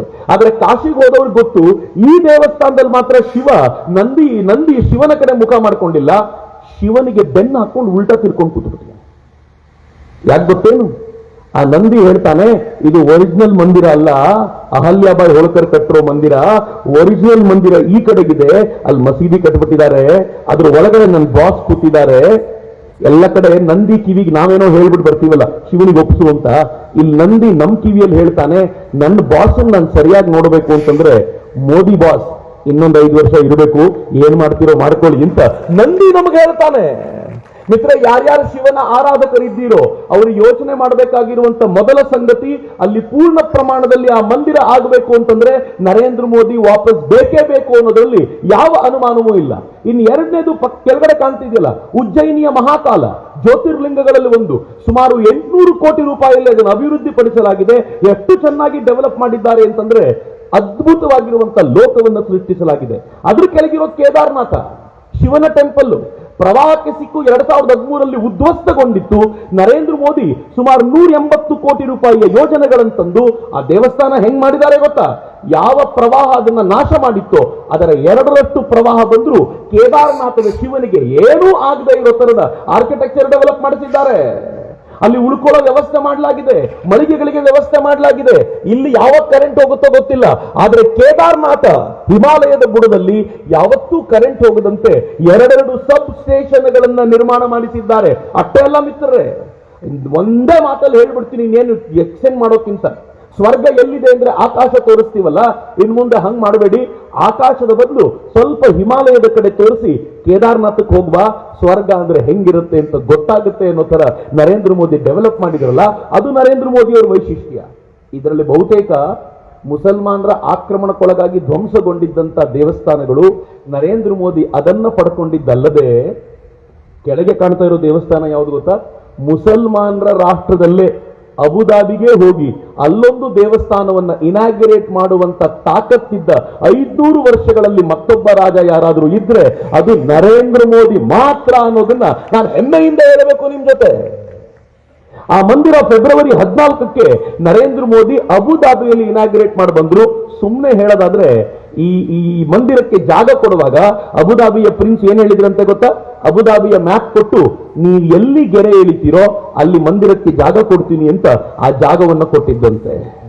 ನರೇಂದ್ರ ಮೋದಿ ಕುರಿತಂತೆ ಮಾತನಾಡ್ತಾ ಮೊನ್ನೆ ಅಲ್ಲಿನ ಪ್ರಿನ್ಸ್ ಹೇಳ್ತಾರೆ, ನರೇಂದ್ರ ಮೋದಿಯ ಕಾರಣಕ್ಕೆ ಈ ಮಂದಿರ ನಿರ್ಮಾಣ ಆಯಿತು ಅಂತ. ಮಿತ್ರ, ಇವೆಲ್ಲ ಹಿಂದೂ ಧರ್ಮಕ್ಕೆ ಮಾಡಿರೋದ. ಯಾರೋ ಹೇಳಿದ್ರು ಶ್ರೀರಾಮನ ಹೆಸರಿರುವಂತ ಕಾರ್ಯಕ್ರಮಕ್ಕೆ ಯಾಕೆ ಹೋಗಬೇಕು ಅಂತ. ನರೇಂದ್ರ ಮೋದಿ ಬರೀ ಶ್ರೀರಾಮನ ಕೆಲಸ ಅಲ್ಲರಿ ಮಾಡಿದ್ದು. ನರೇಂದ್ರ ಮೋದಿ ಶಿವನ ಕೆಲಸ ಎಷ್ಟು ಮಾಡಿದ್ದಾರೆ ಅಂತಂದ್ರೆ ಈ ನಾಡಿನಲ್ಲಿ ಶಿವನ ಆರಾಧಕರಿಗೂ ಹೆಮ್ಮೆ ಆಗಬೇಕು. ನರೇಂದ್ರ ಮೋದಿ ಶಕ್ತಿಯ ಕೆಲಸ ಎಷ್ಟು ಮಾಡಿದ್ದಾರೆ ಅಂತಂದ್ರೆ ಯಾರ್ಯಾರು ನವರಾತ್ರಿ ಉಪವಾಸ ಮಾಡ್ತಾರೋ ಅವರಿಗೂ ಖುಷಿ ಆಗ್ಬೇಕು. ಅಷ್ಟೇ ಅಲ್ಲ, ನರೇಂದ್ರ ಮೋದಿ ಬರೋಕ್ಕಿಂತ ಮುಂಚೆ ಈ ದೇಶದಲ್ಲಿ ಇಲ್ಲಿಂದ ವಿದೇಶಕ್ಕೆ ತೆಗೆದುಕೊಂಡು ಹೋಗಿದ್ದಂತ ಮೂರ್ತಿಗಳನ್ನ ವಾಪಸ್ ತಂದಿದ್ರಲ್ಲ, ಎಷ್ಟು ತಂದಿರಬಹುದು ಗೊತ್ತಾ? ನರೇಂದ್ರ ಮೋದಿ ಬರೋಕ್ಕಿಂತ ಮುಂಚೆ ಅಷ್ಟೂ ಪ್ರಧಾನಿಗಳು ಸೇರಿ 13-14 ವಿಗ್ರಹಗಳನ್ನ ಹೊರದೇಶದಿಂದ ತಗೊಂಡ್ಬಂದಿದ್ರು. ನಮ್ಮ ಕದ್ಕೊಂಡು ಹೋಗಿದ್ ವಿಗ್ರಹ. ನರೇಂದ್ರ ಮೋದಿ ಏನ್ ಮಾಡಿದ್ರು ಗೊತ್ತಾ? ಕಳೆದ 9 ವರ್ಷಗಳಲ್ಲಿ 344 ವಿಗ್ರಹಗಳನ್ನ ವಾಪಸ್ ತಂದು ಅದನ್ನ ಬೇಕಾಗಿರುವಂತ ಜಾಗದಲ್ಲಿ ಇಟ್ಟು ಬೇರೆ ಬೇರೆ ಜಾಗದಲ್ಲಿ ವ್ಯವಸ್ಥೆ ಮಾಡಿ ಪ್ರತಿಷ್ಠಾಪನೆ ಮಾಡಿದ್ದಾರಲ್ಲ. ನರೇಂದ್ರ ಮೋದಿ ಮಾಡಿರುವ ಕೆಲಸವನ್ನ ಒಂದು ದೇವರು ಒಬ್ಬ ದೇವರು ಅಂತ ಯಾರಾದ್ರೂ ಪ್ರತ್ಯೇಕಿಸ್ಲಿಕ್ಕೆ ಆಗತ್ತಾ ಮಿತ್ರರೇ? ನರೇಂದ್ರ ಮೋದಿ ಯಾರಿಗಾಗಿ ಕೆಲಸ ಮಾಡಿದ್ರು ಅಂದ್ರೆ ಸಮಸ್ತ ಹಿಂದೂ ಸಮಾಜಕ್ಕೋಸ್ಕರ ಕೆಲಸ ಮಾಡಿದ್ರು ಅನ್ನೋದನ್ನ ನಾವ್ ಯಾರೂ ಅಲ್ಲಗಳಿಲಿಕ್ಕೆ ಸಾಧ್ಯ ಇಲ್ಲ. ಅದು ನನ್ನ ಪ್ರಧಾನಿ. ಒಂದ್ ಹೆಜ್ಜೆ ಮುಂದೆ ಹೋಗಿ ಹೇಳೇನು, ನರೇಂದ್ರ ಮೋದಿಯವರ ಪರಿಚಯ ಸರಿಯಾಗೇ ಮಾಡಿಕೊಡ್ಬೇಕು ಅಂತಂದ್ರೆ ಈ ಮೂರ್ತಿ ಇದೆಯಲ್ಲ, ಜಗಜ್ಯೋತಿ ಬಸವೇಶ್ವರರದು ಈ ಮೂರ್ತಿ ಇದೆಯಲ್ಲ, ವಿಶ್ವಗುರು ಬಸವಣ್ಣನವರದು ಬೀದರ್ನಲ್ಲೆಲ್ಲ ಇರೋದು. ಲಂಡನ್ನಿನ ಥೇಮ್ಸ್ ನದಿಯ ದಡದ ಮೇಲೆ ಈ ಮೂರ್ತಿಯನ್ನ ಪ್ರತಿಷ್ಠಾಪನೆ ಮಾಡಲಾಯ್ತಲ್ಲ, ಅದು ನರೇಂದ್ರ ಮೋದಿ ಅವರ ಅವಧಿಯಲ್ಲಾಗಿರುವಂತದ್ದು ಅಂತ ಹೆಮ್ಮೆ ಆಗಲ್ವೇನು? ಮಿತ್ರ, ಸಂಸತ್ತಿನ ಅನಾವರಣದ ಸಂದರ್ಭದಲ್ಲಿ ನರೇಂದ್ರ ಮೋದಿಯವರು ಬಸವಣ್ಣನವರು ನೆನಪಿಸಿಕೊಂಡು ಹೇಳ್ತಾರೆ, ಮೊದಲ ಸಂಸತ್ತಿನ ಪರಿಕಲ್ಪನೆ ಅವರದ್ದೇ, ನಾವದನ್ನು ಮುಂದುವರಿಸ್ತಾ ಇದ್ದೀವಿ ಅಷ್ಟೇ ಅಂತ. ನರೇಂದ್ರ ಮೋದಿ ಅವರು ಸಂಸತ್ನಲ್ಲಿ ಅಲ್ಲಿ ನೋಡಿ ಚಿತ್ರ ಕಾಣುತ್ತೆ, ನಾಲ್ಕನೇ ಚಿತ್ರ ಅದು ಬಸವಣ್ಣನವರದು, ಸಂಸತ್ನಲ್ಲಿರುವಂತದ್ದು. ಅದರ ಮೇಲೆ ಕನ್ನಡದಲ್ಲಿದೆ, ಕಳಬೇಡ ಕೊಲಬೇಡ ಹುಸಿಯ ನುಡಿಯಲು ಬೇಡ ಮುನಿಯ ಬೇಡ ಅನ್ಯರಿಗೆ ಅಸಹ್ಯ ಪಡಬೇಡ ಎನ್ನುವಂತ ಬಸವಣ್ಣನವರ ವಚನವನ್ನ ಸಂಸತ್ತಿನಲ್ಲಿ ಕೆತ್ತಲಾಗಿದೆಯಲ್ಲ, ಇದು ನರೇಂದ್ರ ಮೋದಿಯವರು ಕನ್ನಡಿಗರಿಗೆ ಮತ್ತು ಬಸವಣ್ಣನವರನ್ನ ಪ್ರೀತಿಸುವವರಿಗೆ ಕೊಟ್ಟಂತ ಅಪರೂಪದ ಉಡುಗೊರೆ. ಬರೀ ಇಷ್ಟೇ ಅಲ್ಲ, ನರೇಂದ್ರ ಮೋದಿಯವರು ಎಲ್ಲಿವರೆಗೂ ಮಾಡಿದ್ರು ಅಂತಂದ್ರೆ, ಬಾಬಾ ಸಾಹೇಬರ ಬಗ್ಗೆ ಕಾಂಗ್ರೆಸ್ಸಿಗರು ಸಿಕ್ಕಾಪಟ್ಟೆ ಮಾತಾಡ್ತಿದ್ದಾರೆ. ಅವರಿಗೆ ಲವ್ ಹೆಂಗ್ ಹುಟ್ಟುಬಿಟ್ಟಿದ್ಯೋ ದೇವರೇ ಬಲ್ಲ, ಯಾಕೆ ಹುಟ್ಟಿದ್ಯೋನು ಗೊತ್ತಿಲ್ಲ. ಜಾತಿನ ಹೊಡಿಬೇಕು ಅಂತ ಅಷ್ಟೇ. ಆದ್ರೆ ಪ್ರಾಮಾಣಿಕವಾಗಿ ಹೇಳಿ ಮಿತ್ರರೇ, ಬಾಬಾ ಸಾಹೇಬರಿಗೆ ಭಾರತ ರತ್ನ ಕೊಡ್ಲಿಕ್ಕಾಯ್ತ ಕಾಂಗ್ರೆಸ್ಸಿಗರಿಗೆ? ಜವಾಹರ್ಲಾಲ್ ನೆಹರು ತನಗೆ ತಾನೇ ಭಾರತ ರತ್ನ ಹಾಕೊಂಡ್ರು, ಅವ್ರಿಗೆ ಅವರೇ ನಾನೇ ಭಾರತ ರತ್ನ ಅಂತ. ಯಾರಾದ್ರೂ ಮಾಡ್ತಾರೇನ್ರಿ ಹಂಗೆ? ಇಂದಿರಾ ಗಾಂಧಿ ತನಗೆ ತಾನೇ ಭಾರತ ರತ್ನ ಹಾಕೊಂಡು ನಾನು ಭಾರತ ರತ್ನ ಅದು, ಆದ್ರೆ ಬಾಬಾ ಸಾಹೇಬರಿಗೆ ಕೊಡ್ಲಿಲ್ಲ. ಬಾಬಾ ಸಾಹೇಬರಿಗೆ ಕೊಡಬೇಕು ಅಂತಂದ್ರೆ ನಾನ್ ಕಾಂಗ್ರೆಸ್ಸಿ ಗವರ್ನಮೆಂಟ್ ವಿ.ಪಿ. ಸಿಂಗರ ಗವರ್ನಮೆಂಟ್ ಬರಬೇಕಾಯ್ತು. ಆದ್ರೆ ನರೇಂದ್ರ ಮೋದಿ ಏನ್ ಮಾಡಿದ್ರು ಗೊತ್ತಾ? ಬಾಬಾ ಸಾಹೇಬರು ಹುಟ್ಟಿದ ಜಾಗ ಮಧ್ಯಪ್ರದೇಶದ ಮಹುವನ್ನ ಜನ್ಮಭೂಮಿಯಾಗಿ ಡೆವಲಪ್ ಮಾಡಿದ್ರು, ತೀರ್ಥಕ್ಷೇತ್ರವಾಗಿ ಡೆವಲಪ್ ಮಾಡಿದ್ರು. ಲಂಡನ್ ನಲ್ಲಿ ಬಾಬಾ ಸಾಹೇಬರು ಓದ್ತಿದ್ದ ಜಾಗವನ್ನ ಕೇಂದ್ರ ಸರ್ಕಾರ ಮತ್ತು ಮಹಾರಾಷ್ಟ್ರ ಸರ್ಕಾರ ಸೇರಿ ಕೊಂಡುಕೊಂಡು ಅದನ್ನು ತೀರ್ಥಕ್ಷೇತ್ರವಾಗಿ ಡೆವಲಪ್ ಮಾಡಿತು. ನಾಗಪುರದಲ್ಲಿ ಬಾಬಾ ಸಾಹೇಬರು ದೀಕ್ಷೆ ತೆಗೆದುಕೊಂಡ ಜಾಗವನ್ನ ದೀಕ್ಷಾ ಭೂಮಿಯಾಗಿ ಡೆವಲಪ್ ಮಾಡಲಾಯಿತು. ಆನಂತರ ಬಾಬಾ ಸಾಹೇಬರು ತೀರಿಕೊಂಡಂತ ದಿಲ್ಲಿಯ ಅಲಿಪುರ್ ರೋಡ್ನ ಆ ಜಾಗವನ್ನ ಮಹಾನಿರ್ಮಾಣ ಭೂಮಿಯಾಗಿ ಮಾಡಲಾಯಿತು. ಮತ್ತು ಕೊನೆಯಲ್ಲಿ ಮಹಾರಾಷ್ಟ್ರದ ಮುಂಬೈನಲ್ಲಿ ಬಾಬಾ ಸಾಹೇಬರ ಚೈತ್ಯ ಭೂಮಿಯನ್ನ ಡೆವಲಪ್ ಮಾಡಿ ಪಂಚತೀರ್ಥವನ್ನ ಬಾಬಾ ಸಾಹೇಬರಿಗೆ ಸಮರ್ಪಣೆ ಮಾಡಿದ್ದು ನರೇಂದ್ರ ಮೋದಿ ಅವರು. ಕಾಂಗ್ರೆಸ್ಸಿಗರು ಹೆಂಗಿರಿ ಮಾತನಾಡ್ತಾರೆ ಸಲೀಸಾಗಿ. ಮಿತ್ರ, ಇಷ್ಟೇ ಅಲ್ಲ, ಇದೇ ನರೇಂದ್ರ ಮೋದಿ ಅವರು ತಮ್ಮ ಅವಧಿಯಲ್ಲಿ ಮೊದಲ ರಾಷ್ಟ್ರಪತಿಯಾಗಿ ಯಾರನ್ನ ಆಯ್ಕೆ ಮಾಡಿ ಕೂರಿಸಿದ್ರು ಗೊತ್ತಾ? ಪ್ರತಿಭಾವಂತರಾಗಿದ್ದ, ನಾನು ಯಾವತ್ತೂ ಜಾತಿಯ ಬಗ್ಗೆ ಮಾತನಾಡಲ್ಲ, ನಂಗೆ ಇಷ್ಟ ಆಗದೆ ಇರುವಂತ ಸಂಗತಿ ಅದು, ಆದ್ರೆ ಇವತ್ತು ಮಾತ್ರ ನಿಮ್ ಜೊತೆ ಹಂಚ್ಕೊಳ್ಳಿಕ್ಕೆ ಇಚ್ಛೆ ಪಡ್ತೀನಿ. ಮೊದಲ ರಾಷ್ಟ್ರಪತಿಯಾಗಿ ಈ ದೇಶದಲ್ಲಿ ನರೇಂದ್ರ ಮೋದಿ ಅವರು ಕರ್ಕೊಂಡು ಬಂದು ಆಯ್ಕೆ ಮಾಡಿ ಕೂರಿಸಿದ್ದು ದಲಿತ ವರ್ಗಕ್ಕೆ ಸೇರಿದ ಪ್ರತಿಭಾವಂತರಾಗಿದ್ದ ರಾಮನಾಥ ಕೋವಿಂದರನ್ನ. ಏನ್ ದೊಡ್ಡ ಸಂದೇಶ! ಇಡೀ ದೇಶದ ಪ್ರತಿಯೊಬ್ಬರೂ ಕೂಡ ರಾಷ್ಟ್ರಪತಿ ಎದುರಿಗೆ ತಲೆಬಾಗಿ ನಮಿಸುವಂತೆ ಮಾಡಿದ್ರಲ್ಲ, ನರೇಂದ್ರ ಮೋದಿ ಕೊಟ್ಟಂತ ಸಂದೇಶ ಅದು. ಮಿತ್ರ, ಈಗಲಾದ್ರೂ ಯಾರು ತಾಯಂದ್ರು ಬಹಳ ಖುಷಿ ಪಡಬೇಕು. ಯಾವ ತಾಯಂದ್ರಿಗೆ ಗೌರವ ಇರಲಿಲ್ಲ ಅಂತ ಮಾತಾಡ್ಕೊಳ್ತಿದ್ರೋ ಅಂತ ಒಬ್ಬ ಹೆಣ್ಣು ಮಗಳನ್ನ, ಅದು ಟ್ರೈಬಲ್ ಫ್ಯಾಮಿಲಿಗೆ ಸೇರಿದಂತ ಟ್ರೈಬಲ್ ಕುಟುಂಬದಿಂದ ಬಂದಿರುವಂತ ಪ್ರತಿಭಾವಂತ ಹೆಣ್ಣು ಮಗಳು ದ್ರೌಪದಿ ಮುರ್ಮು ಅವರನ್ನ ಅಲ್ಲಿ ಕೂರಿಸಿದ್ರು, ಅವ್ರಿಗೆ ಇಡೀ ದೇಶ ತಲೆಬಾಗುವಂತೆ ಮಾಡಿದ್ರು. ಎಂತ ಸಂದೇಶ ನರೇಂದ್ರ ಮೋದಿ ಕೊಟ್ಟಿದ್ದು! ಮಿತ್ರ, ನರೇಂದ್ರ ಮೋದಿ ಅವರ ಪರಿಚಯ ನಾನು ಕಂಟಿನ್ಯೂ ಮಾಡೋದಾದ್ರೆ, 22 ವರ್ಷಗಳಲ್ಲಿ 22 ವರ್ಷಗಳ ಅಧಿಕಾರದ ಬದುಕಿನಲ್ಲಿ 12 ವರ್ಷ ಸಿಎಂ ಆಗಿದ್ರು, 10 ವರ್ಷ ಪಿಎಂ ಆಗಿದ್ರು. ಭ್ರಷ್ಟಾಚಾರದ ಒಂದೇ ಒಂದು ಪ್ರಕರಣ ಇಲ್ಲ ರೀ ಈ ಪುಣ್ಯಾತ್ಮನ ಮೇಲೆ. ನಮ್ಮ ಊರ್ನ ಗ್ರಾಮ ಪಂಚಾಯತ್ ಮೆಂಬರ್ ಆದ್ರೆ ಭ್ರಷ್ಟಾಚಾರದ ಪ್ರಕರಣ ಇದೆ. ನಮ್ಮ ಟೌನ್ ಮುನ್ಸಿಪಾಲಿಟಿಯಲ್ಲಿ ಭ್ರಷ್ಟಾಚಾರದ ಪ್ರಕರಣಗಳಿರ್ತವೆ. MLAಗಳು MP ಗಳು ನಾನು ಮಾತಾಡ್ಲಿಕ್ಕೆ ಹೋಗಲ್ಲ. ಅಂಥದ್ರಲ್ಲಿ ಪ್ರಧಾನಿಯಾಗಿ ಮುಖ್ಯಮಂತ್ರಿಯಾಗಿ ಒಟ್ಟು 22 ವರ್ಷ ಕಳೆದ ನರೇಂದ್ರ ಮೋದಿ ಅವರ ಮೇಲೆ ತಾಕತ್ತಿದ್ದು ಒಂದು ಭ್ರಷ್ಟಾಚಾರದ ಪ್ರಕರಣವನ್ನ ಅವರು ಹಾಕ್ಲಿಕ್ಕಾಗಲಿಲ್ಲ. ಆದ್ರೆ ಕಾಂಗ್ರೆಸ್ನ ವಿಚಾರಕ್ಕೆ ಬರೋದಾದ್ರೆ, ನರೇಂದ್ರ ಮೋದಿ ಬರೋಕ್ಕಿಂತ ಮುಂಚೆ 10 ವರ್ಷಗಳ ಕಾಂಗ್ರೆಸ್ ಸರ್ಕಾರ ಇತ್ತಲ್ಲ, ಆ ಕಾಂಗ್ರೆಸ್ ಸರ್ಕಾರದ ಸಂದರ್ಭದಲ್ಲಿ ತಾಯಂದ್ರು ಮಕ್ಕಳಿಗೆ A for apple B for ball ಹೇಳ್ಕೊಡ್ತಿರ್ಲಿಲ್ಲ. A for Adarsh scam, B for Bofors scam, C for CWG scam, D for dam scam, E for election scam, F for fodder scam, G for 2G 3G scam, H for highway scam, I for IPL scam. Time ಇಲ್ಲ ನನಗೆ, ನಾನು Z ವರೆಗೂ ಹೇಳ್ತೀನಿ. Z for zero reduction scam ವರೆಗೂ ಇವರು A ಇಂದ ಶುರು ಮಾಡಿದ್ರೆ Z ವರೆಗೂ ಸ್ಕ್ಯಾಮೇ ಸ್ಕ್ಯಾಮ್ ಇತ್ತಲ್ಲ. ಕಳೆದ 10 ವರ್ಷಗಳಲ್ಲಿ ಒಂದು ಸ್ಕ್ಯಾಮ್ ನಿಮ್ಗೆ ಹುಡುಕ್ಲಿಕ್ಕೆ ಸಾಧ್ಯ ಆಗ್ಲಿಲ್ಲ ಅಂತಂದ್ರೆ ಎಂತ ಅದ್ಭುತವಾದ ಪ್ರಧಾನಿ ಈ ದೇಶಕ್ಕೆ ಸಿಕ್ಕಿರೋದು. ಆದ್ರೆ ಎಲ್ಲಕ್ಕಿಂತ ಬೆಸ್ಟ್ ಏನ್ ಗೊತ್ತಾಗುತ್ತೆ, ನೀವು ಉತ್ತರ ಕೊಡಿ ನೋಡೋಣ. ರಾಹುಲ್ ಗಾಂಧಿ ಅವರ ಅಪ್ಪ ಯಾರು? ರಾಜೀವ್ ಗಾಂಧಿ. ರಾಹುಲ್ ಗಾಂಧಿ ಅವರ ಅಜ್ಜಿ ಯಾರು? ಇಂದಿರಾ ಗಾಂಧಿ. ರಾಹುಲ್ ಗಾಂಧಿಯ ಮುತ್ತಾತ ಯಾರು? ಜವಾಹರ್ಲಾಲ್ ನೆಹರು, ಹೌದಲ್ವಾ? ರಾಹುಲ್ ಗಾಂಧಿಗೆ ಪ್ರಧಾನಿಯಾಗುವ ಅಧಿಕಾರ ಏನಿದೆ? ಬುದ್ಧಿವಂತನ? ಅದು ನೀವೇ ಡಿಸೈಡ್ ಮಾಡ್ಬೇಕು, ನಾನೇನು ಮಾತಾಡಕ್ ಹೋಗಲ್ಲ. ರಾಹುಲ್ ಗಾಂಧಿಗೆ ಸಮರ್ಥವಾಗಿ ಒಂದು ರಾಜ್ಯ ನಿಭಾಯಿಸಿರುವಂತ ತಾಕತ್ತಿದೆಯಾ? ಗೊತ್ತಿಲ್ಲ. ರಾಹುಲ್ ಗಾಂಧಿಗೆ ಒಂದು ಮಂತ್ರಿಗಿರಿ ನಿಭಾಯಿಸಿದ ತಾಕತ್ತಿದೆಯಾ? ಗೊತ್ತಿಲ್ಲ. ಡೈರೆಕ್ಟ್ ಪ್ರಧಾನಮಂತ್ರಿ. ಯಾಕೆ ಅಂದ್ರೆ ನಮ್ಮ ಮುತ್ತಾತ ಪ್ರಧಾನಿ ಕಣ, ನಮ್ಮ ಅಜ್ಜಿ ಪ್ರಧಾನಿ ಕಣ, ನಮ್ಮ ಅಪ್ಪ ಪ್ರಧಾನಿ, ನಮ್ಮ ಅಮ್ಮ ಶಾಡೋ PM ಆಗಿದ್ರು ಅಂತ. ಹಿಂಗಾಗಿ ನಾನೂ ಆಗಬೇಕು ಅಂತ, ಏನೂ ಅನುಭವ ಇಲ್ದವನ್ ನಾನೂ ಆಗಬೇಕು ಅಂತ. ಆದ್ರೆ ನರೇಂದ್ರ ಮೋದಿ ಪರಿವಾರದ ಬಗ್ಗೆ ಯಾವತ್ತಾದ್ರೂ ಕೇಳಿದಿರಿ ಅಂದ್ರೆ? ನರೇಂದ್ರ ಮೋದಿ ಅವ್ರ ತಂದೆಯವ್ರ ಹೆಸರು ಗೊತ್ತಾ ಅಂತಂದ್ರೆ ಬಹಳ ಜನರಿಗೆ ಗೊತ್ತು. ಯಾಕೆ ಗೊತ್ತಾ? ನರೇಂದ್ರ ಮೋದಿ ನಮ್ಮ ಎದುರುಗಡೆ 5 ಸಲ ಹೇಳಿದ್ದಾರೆ ಅವ್ರ ಅಪ್ಪನ ಹೆಸರು.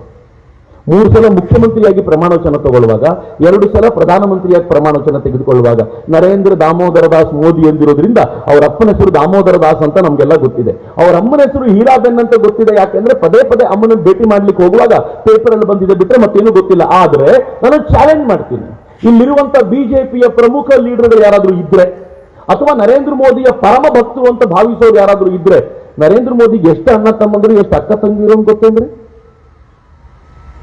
ಯಾರಿಗೂ ಗೊತ್ತಿಲ್ಲ ರೀ.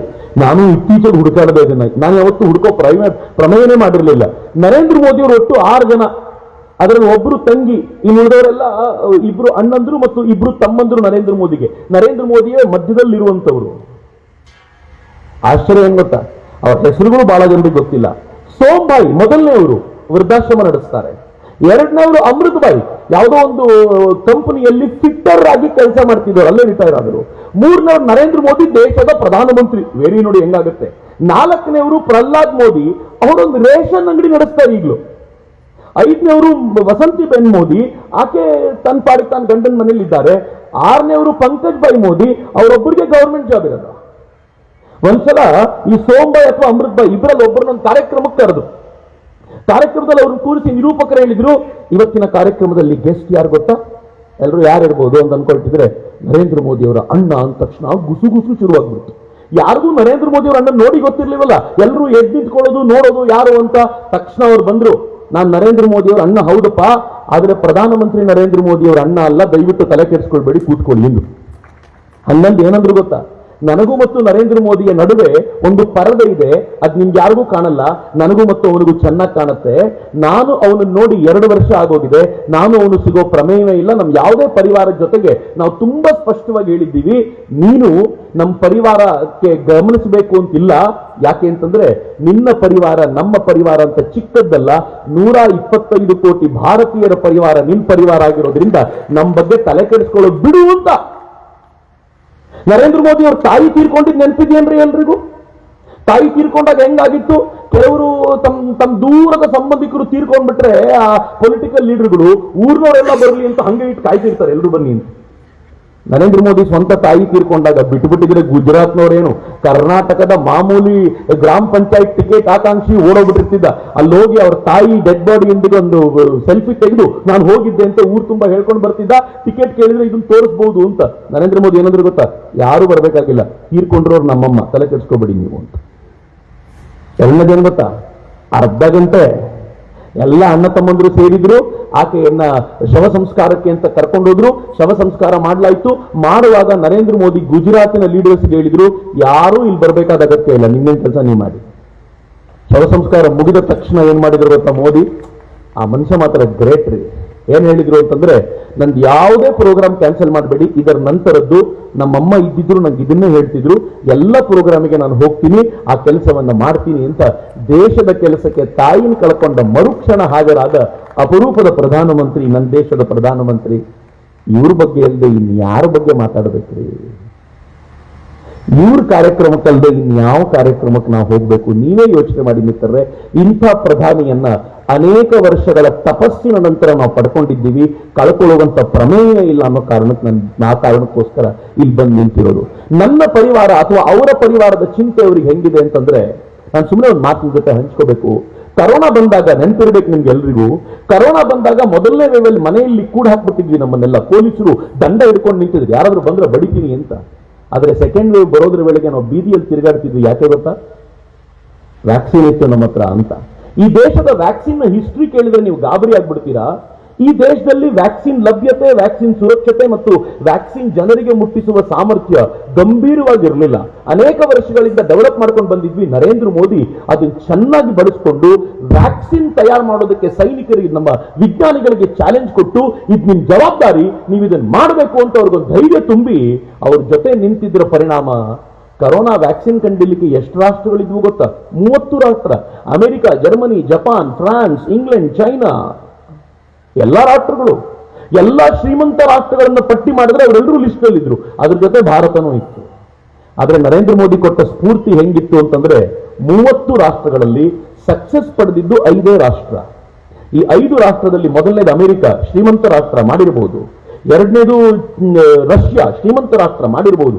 ಮೂರನೇದು ಇಂಗ್ಲೆಂಡ್, ಶ್ರೀಮಂತ ರಾಷ್ಟ್ರ, ನಮ್ಮಿಂದನೇ ಕದ್ಕೊಂಡು ಹೋಗಿರೋದು ಎಲ್ಲ ದುಡ್ಡು, ಹಿಂಗಾಗಿ ಅವರು ಮಾಡಿರ್ಬೋದು, ದೊಡ್ಡ ವಿಷಯ ಏನಿಲ್ಲ.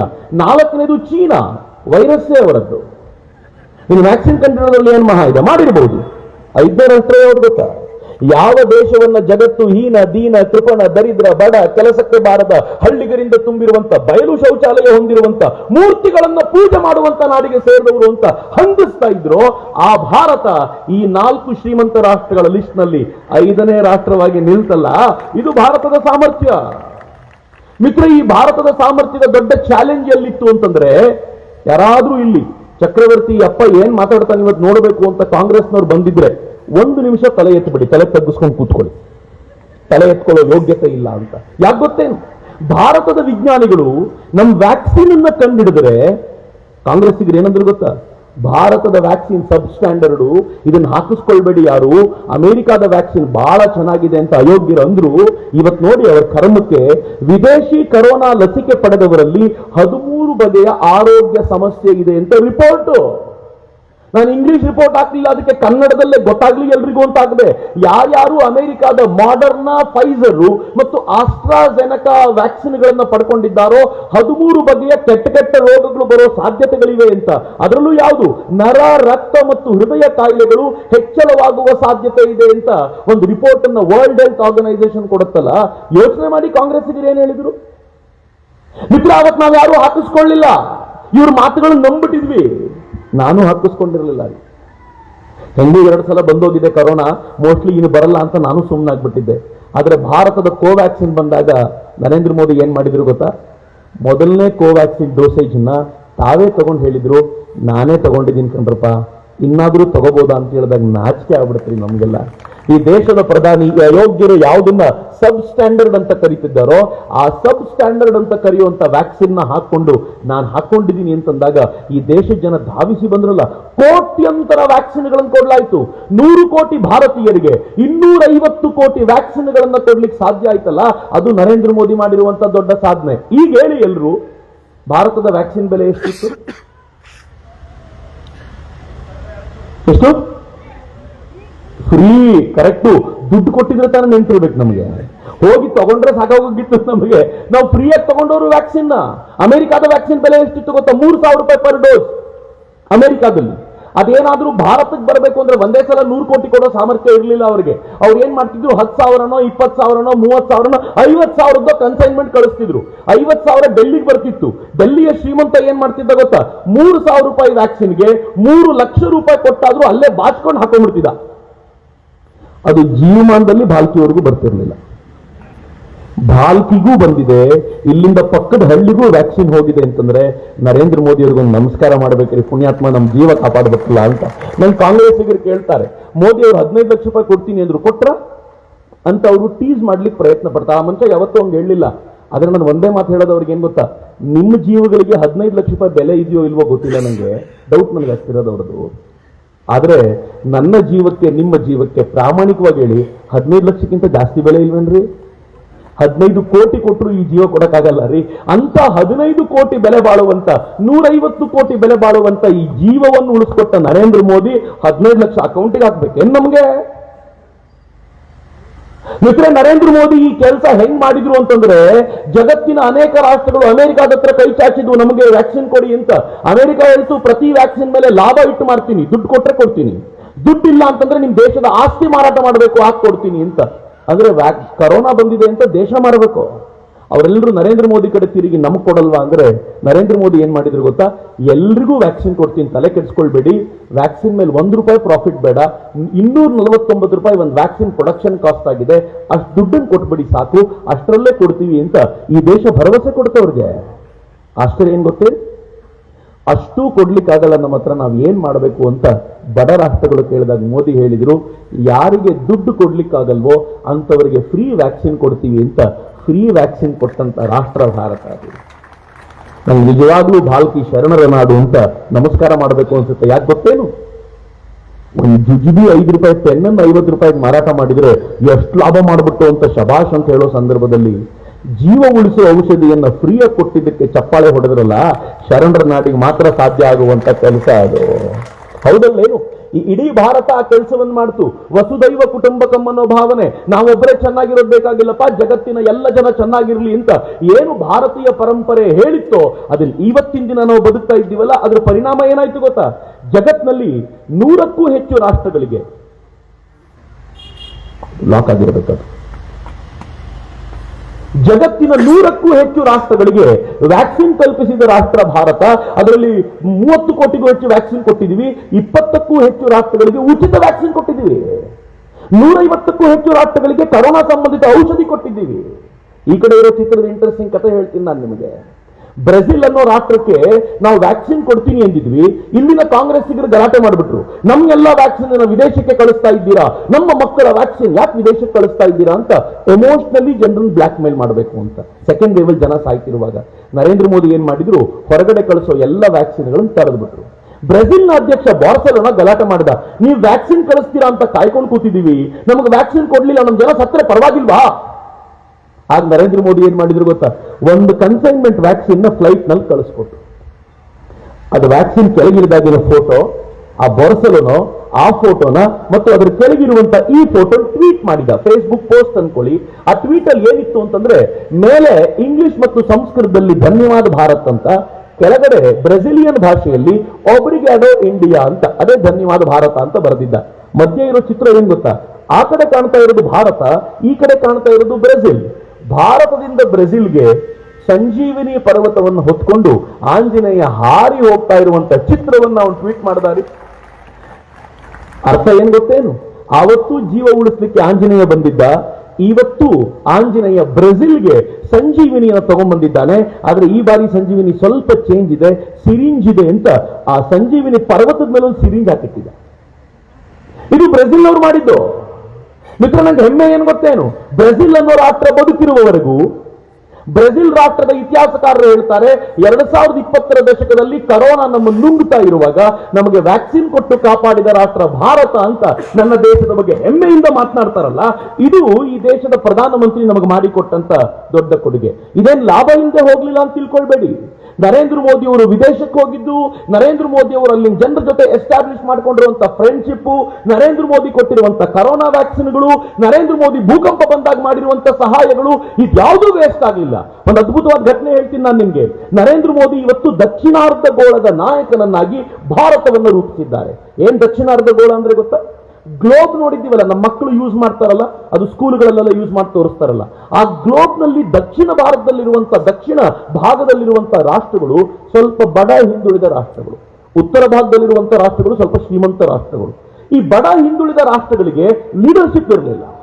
ನರೇಂದ್ರ ಮೋದಿ ಈ ರಾಷ್ಟ್ರಗಳನ್ನು ಸೇರಿಸ್ಕೊಂಡು ಹೇಳಿದ್ರು, ನಿಮ್ಮ ಪರವಾಗಿ ನಾನ್ ದನಿ ಎತ್ತುತ್ತೀನಿ, ಎಲ್ಲಿ ನಿಮ್ಗೆ ಅನ್ಯಾಯ ಆದರೂ ನಾನ್ ನಿಮ್ ಜೊತೆ ಇದ್ದೀನಿ ಅನ್ನೋದನ್ನು ಮರಿಬೇಡಿ ಅಂತ ಅವರು ಲೀಡರ್ ಆಗಿ ಇವತ್ತು ಇಡೀ ಭಾರತವನ್ನು ನರೇಂದ್ರ ಮೋದಿ ನಿಲ್ಲಿಸಿದ್ರು.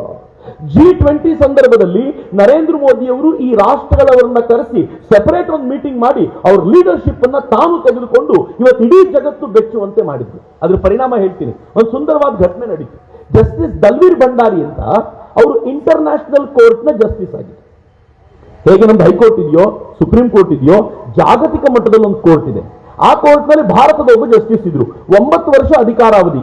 ಅವ್ರ ಅಧಿಕಾರಾವಧಿ ಮುಗಿದ ತಕ್ಷಣ ನರೇಂದ್ರ ಮೋದಿ ಹೇಳಿದ್ರು, ಇನ್ನೊಂದು 9 ವರ್ಷ ಬೇಕು ನನಗೆ, ತುಂಬಾ ಇಂಪಾರ್ಟೆಂಟ್ ಒಂದಷ್ಟು ಕೇಸ್ಗಳು ಡಿಸ್ಕಸ್ ಮಾಡಬೇಕು, ಹಿಂಗಾಗಿ ನಮಗೊಂದು 9 ವರ್ಷ ಕೊಡಿ ಅಂತ. ಯಾರು ಒಪ್ಕೊಳ್ಳಿಲ್ಲ. ಇಂಗ್ಲೆಂಡ್ ಹೇಳ್ತು, ಎಲೆಕ್ಷನ್ ಮಾಡೋಣ, ಯಾರು ಎಲೆಕ್ಷನ್ ಅಲ್ಲಿ ಗೆಲ್ತಾರೋ ಅವರಾಗ್ಲಿ. ಎಲೆಕ್ಷನ್ ಯಾರಿಗೆ? ಇಂಗ್ಲೆಂಡಿನ ಕ್ರಿಸ್ಟೋಫರ್ ವುಡ್ಗೂ ಮತ್ತು ನಮ್ಮ ದಲ್ವೀರ್ ಭಂಡಾರಿಗೂ ಎಲೆಕ್ಷನ್. ನರೇಂದ್ರ ಮೋದಿ ಭಾರತದಲ್ಲಿ ಎಲೆಕ್ಷನ್ ಮಾತ್ರ ಗೆಲ್ಲೋದಲ್ಲ, ಜಗತ್ನಲ್ಲಿ ಎಲೆಕ್ಷನ್ ಗೆಲ್ಲೋದು ಅಂತ ಹೆಂಗಂತನೂ ಗೊತ್ತಿದೆ ಆ ಪುಣ್ಯಾತ್ಮನಿಗೆ, ಬಹಳ ಬುದ್ಧಿವಂತರು. ಅವ್ರು ಮೊದಲು ಇಂಗ್ಲೆಂಡ್ ಕೇಳ್ಕೊಂಡ್ರು, ಪ್ಲೀಸ್ ಬೇಡ, ನಾವಿಬ್ರು ಕಿತ್ತಾಡೋದ್ ಬೇಡ. ಇಂಗ್ಲೆಂಡ್ ಹೇಳ್ತು ನಥಿಂಗ್ ಡೂಯಿಂಗ್, ನನಗೆ ಬೇಕು ಸೀಟು ಅಂದ್ರೆ ಬೇಕು, ಭಾರತ ಹೇಳ್ತು ನನಗೂ ಬೇಕು, ಎಲೆಕ್ಷನ್ ಹೋದ್ರು. ಎಲೆಕ್ಷನ್ ಅಲ್ಲಿ ವೋಟ್ ಮಾಡೋದು ಯಾರು ಗೊತ್ತಾ? ಹೆಚ್ಚು ಕಡಿಮೆ 193 + 15 ಇಷ್ಟು ರಾಷ್ಟ್ರಗಳು ಸೇರಿ ವೋಟ್ ಮಾಡ್ತಾರೆ. 193 ಬಡ ರಾಷ್ಟ್ರಗಳು, 15 ಸಿರಿವಂತ ಸೆಕ್ಯೂರಿಟಿ ಕೌನ್ಸಿಲ್ನ ರಾಷ್ಟ್ರಗಳು ವೋಟ್ ಮಾಡ್ತಾರೆ. ಎರಡೂ ಕಡೆ ವೋಟು ಈಕ್ವಲ್ ಆಗಿ ಬರಬೇಕು, ಜಾಸ್ತಿ ಬಂದ್ರೆ ಮಾತ್ರ ಅಂತವ್ರಾಗ್ಲಿಕ್ಕೆ ಸಾಧ್ಯ. ಎಲೆಕ್ಷನ್ ನಡೀತು. ನನ್ನ ದೇಶದವರು ದಕ್ಷಿಣ ಅರ್ಧಗೋಳದಲ್ಲಿ ಹೆಂಗಿದ್ರು ಪ್ರಭಾವ ಇದ್ದಿದ್ರಿಂದ 193 ರಾಷ್ಟ್ರಗಳಲ್ಲಿ 115 ರಾಷ್ಟ್ರ ನಮ್ಮ ಪರವಾಗಿ ವೋಟ್ ಹಾಕ್ತು, 76 ರಾಷ್ಟ್ರ ಇಂಗ್ಲೆಂಡ್ನ ಪರವಾಗಿ ವೋಟ್ ಹಾಕ್ತು. ಆದ್ರೆ ಸೆಕ್ಯೂರಿಟಿ ಕೌನ್ಸಿಲ್ ಏನಾಯ್ತು ಗೊತ್ತಾ? 6 ರಾಷ್ಟ್ರ ನಮ್ಮ ಪರವಾಗಿತ್ತು, 9 ರಾಷ್ಟ್ರ ಇಂಗ್ಲೆಂಡ್ನ ಪರವಾಗಿತ್ತು. ಬಡ ರಾಷ್ಟ್ರಗಳು ನಮ್ಮನ್ನು ಆಯ್ಕೆ ಮಾಡಿದ್ರೆ, ಶ್ರೀಮಂತ ರಾಷ್ಟ್ರಗಳು ಸ್ವಲ್ಪ ಮಾರ್ಜಿನ್ ಇಂಗ್ಲೆಂಡ್ ಆಯ್ಕೆ ಮಾಡಿದ್ರು. ಈಗೇನಾಯ್ತು? ಎಲೆಕ್ಷನ್ ವಾಪಸ್ ಆಗಬೇಕು ಅಂತ ಆಯ್ತು. ಇನ್ನು 1 ದಿನ ಕಳೆದ್ರೆ ಅಥವಾ 2 ದಿನ ಕಳೆದ್ರೆ ಎಲೆಕ್ಷನ್ ಆಗಬೇಕು. ನರೇಂದ್ರ ಮೋದಿ ಏನ್ ಮಾಡಿದ್ರು ಅಂದ್ರೆ, ಎಲ್ಲ ರಾಜತಾಂತ್ರಿಕ ಕಚೇರಿಗಳನ್ನು ಆಕ್ಟಿವೇಟ್ ಮಾಡಿದ್ರು. ಎಲ್ಲ ದೇಶಗಳಲ್ಲೂ ಭಾರತದ ಆಕ್ಟಿವಿಟಿ ತೀವ್ರಗೊಳಿಸಿ ಅದ್ರ ಮೇಲೆ ಪ್ರೆಷರ್ ಹಾಕ್ಲಿಕ್ಕೆ ಶುರು ಮಾಡಿದ್ರು. ಸ್ವತಃ PMO ಹಗಲು ರಾತ್ರಿ ಇನ್ವಾಲ್ವ್ ಆಯ್ತು, 24/7 ಕೆಲಸ ಮಾಡಿದ್ರು. ನೆಕ್ಸ್ಟ್ ಎಲೆಕ್ಷನ್ ನಡೆದಾಗ ರಿಸಲ್ಟ್ ಏನಿತ್ತು ಗೊತ್ತಾ? ಬಡ ರಾಷ್ಟ್ರಗಳಲ್ಲಿ 193 ರಾಷ್ಟ್ರಗಳಲ್ಲಿ 183 ರಾಷ್ಟ್ರ ನಮ್ಮ ಪರವಾಗಿತ್ತು, ಇಂಗ್ಲೆಂಡ್ನ ಪರವಾಗಿ 10 ರಾಷ್ಟ್ರ ಕಷ್ಟಪಟ್ಟು ವೋಟ್ ಹಾಕಿ. ಈಗ ಶ್ರೀಮಂತ ರಾಷ್ಟ್ರಗಳು ಟೆನ್ಷನ್ ಶುರುವಾಯಿತು. ಆ ತರ ಸ್ವೀಪ್ ಆಗಿರುವಾಗ ನಾವೇನಾದ್ರೂ ಒಂದ್ ಸ್ವಲ್ಪ ಉಲ್ಟಾ ಮಾಡಿದ್ರೆ ಎಲ್ಲರೂ ನಮ್ ವಿರುದ್ಧ ಆಗ್ಬಿಡ್ತಾರೆ. ಬೆಟರ್ ನಮ್ಮ ಮೂಲಕ ನೀನ್ ಸೋತೆ ಅನ್ನೋಕ್ಕಿಂತ ವಾಪಸ್ ತಗೊಳ್ಳೋದು ಒಳ್ಳೇದು ಅಂತಂದಾಗ ಇಂಗ್ಲೆಂಡ್ ಏನ್ ಹೇಳ್ತು ಗೊತ್ತಾ? ಭಾರತದೊಂದಿಗೆ ನಮ್ಗೆ ಜಗಳ ಬೇಡ, ಹಿಂಗಾಗಿ ನಮ್ಮ ನಾಮಿನೇಷನ್ ವಾಪಸ್ ತಗೋತೀವಿ ಅಂತ ವಾಪಸ್ ತಗೊಂಡು ಜಾಗತಿಕ ಎಲೆಕ್ಷನ್ ನಲ್ಲಿ ಗೆಲುವನ್ನ ಸಂಪಾದಿಸ್ತಲ್ಲ, ಅದು ನರೇಂದ್ರ ಮೋದಿ ನಮ್ಗೆ ಕೊಟ್ಟಿರುವಂತ ಕೊಡುಗೆ ಮಿತ್ರರೇ. ನರೇಂದ್ರ ಮೋದಿ ಭಾರತವನ್ನು ಹಿಂಗ್ ತಯಾರು ಮಾಡಿದ್ರು, ನರೇಂದ್ರ ಮೋದಿ ಭಾರತವನ್ನು ಹೆಂಗ್ ತಯಾರು ಮಾಡಿದ್ರು ನೋಡಿ. ಇದು ಸ್ಟ್ರಿಂಗ್ ಆಫ್ ಪರ್ಲ್ಸ್ ಅಂತ ಕರೀತಾರೆ ಇದನ್ನ. ಸ್ಟ್ರಿಂಗ್ ಆಫ್ ಪರ್ಲ್ ಅಂದ್ರೆ ಏನ್ ಗೊತ್ತಾ? ಮುತ್ತಿನ ಹಾರ ಅಂತ. ಹೆಣ್ಮಕ್ಳಿಗೆ ಸ್ವಲ್ಪ ಇಂಟ್ರೆಸ್ಟಿಂಗ್ ಅನ್ನಿಸ್ಬೋದು, ಏನಪ್ಪಾ ಇದು ಅಂತ. ಮುತ್ತಿನ ಹಾರ ಅಂದ್ರೆ ಏನು ಅಂದ್ರೆ, ಭಾರತದ ಸುತ್ತಲೂ ಚೈನಾ ಒಂದು ಉರುಳನ್ನು ಹಾಕಿತ್ತು, ಒಂದು ಕೊರಳಿಗೆ ಉರುಳು ಹಾಕಿತ್ತು. ಹೆಂಗ್ ಹಾಕಿತ್ತು ಅಂತಂದ್ರೆ, ಪಾಕಿಸ್ತಾನದಲ್ಲಿ ಒಂದು ಬಂದರು ನಿರ್ಮಾಣ ಮಾಡ್ಕೊಳ್ತು, ಗ್ವಾದಾರ್ ಪೋರ್ಟ್ ಅಂತ ಕರೀತಾರೆ. ಆ ಬಂದರಿನಲ್ಲಿ ನೌಕೆಗಳನ್ನು ನಿಲ್ಲಿಸಿ ಭಾರತ ಏನಾದ್ರೂ ಮಿಸುಕಾಡಿದ್ರೆ ಅಟ್ಯಾಕ್ ಮಾಡ್ತೀವಿ ಅಂತ ಹೆದರಿಸ್ತಾ ಇತ್ತು. ಈ ಕಡೆ ಕೆಳಗೆ ಬಂದ್ರೆ ಮಾಲ್ಡೀವ್ಸ್ ನಲ್ಲಿ ಒಂದು ನೌಕಾನೆಲೆ, ಆ ಕಡೆ ಶ್ರೀಲಂಕಾದಲ್ಲಿ ಹಂಬನ್ತೋಟ ಪೋರ್ಟ್ ಅನ್ನು ಡೆವಲಪ್ ಮಾಡ್ಕೊಳ್ತು, ಆ ಕಡೆ ಬಾಂಗ್ಲಾದೇಶದಲ್ಲಿ ಚಿತ್ತಗಾಂಗ್ ಪೋರ್ಟ್, ಮಯನ್ಮಾರ್ ನಲ್ಲಿ ಡೆವಲಪ್ ಮಾಡ್ತು, ಆ ಕಡೆ ಆ ಕೊಲ್ಲಿಗಳಲ್ಲಿ ಡೆವಲಪ್ ಮಾಡಿ ಎಲ್ಲ ಕಡೆ ಭಾರತದ ಸುತ್ತಲೂ ಫೋರ್ಸ್ ಅನ್ನು ನಿಲ್ಲಿಸಿ ಭಾರತ ಮಿಸ್ಕಾಡಿದ್ರೆ ಗುಂಬಿಡ್ತೀನಿ ಅಂತ ಹೇಳಿ ನಿಂತಿತ್ತು. ಯಾವ ಪ್ರಧಾನಿ ಏನೂ ಮಾಡಲಿಲ್ಲ. ಸ್ವಲ್ಪ ಮಟ್ಟಿಗೆ ಅಟಲ್ಜಿ ಟ್ರೈ ಮಾಡಿದ್ರು, ಉಳಿದವರು ಯಾರು ಅದರ ವಿರುದ್ಧ ದನಿ ಎತ್ತುವ ಪ್ರಯತ್ನ ಮಾಡಲಿಲ್ಲ. ನರೇಂದ್ರ ಮೋದಿ ಸುಮ್ಮನಿರ್ಲಿಕ್ಕೆ ಸಾಧ್ಯ ಏನು? ನರೇಂದ್ರ ಮೋದಿ ಬಂದ ತಕ್ಷಣ ಏನ್ ಮಾಡಿದ್ರು ಗೊತ್ತಾ? ಇವರು ಮುತ್ತಿನ ಹಾರ ಹಾಕಿದ್ರಲ್ಲ, ನರೇಂದ್ರ ಮೋದಿ ಡೈಮಂಡ್ ನೆಕ್ಲೆಸ್ ಹಾಕಿದ್ರು.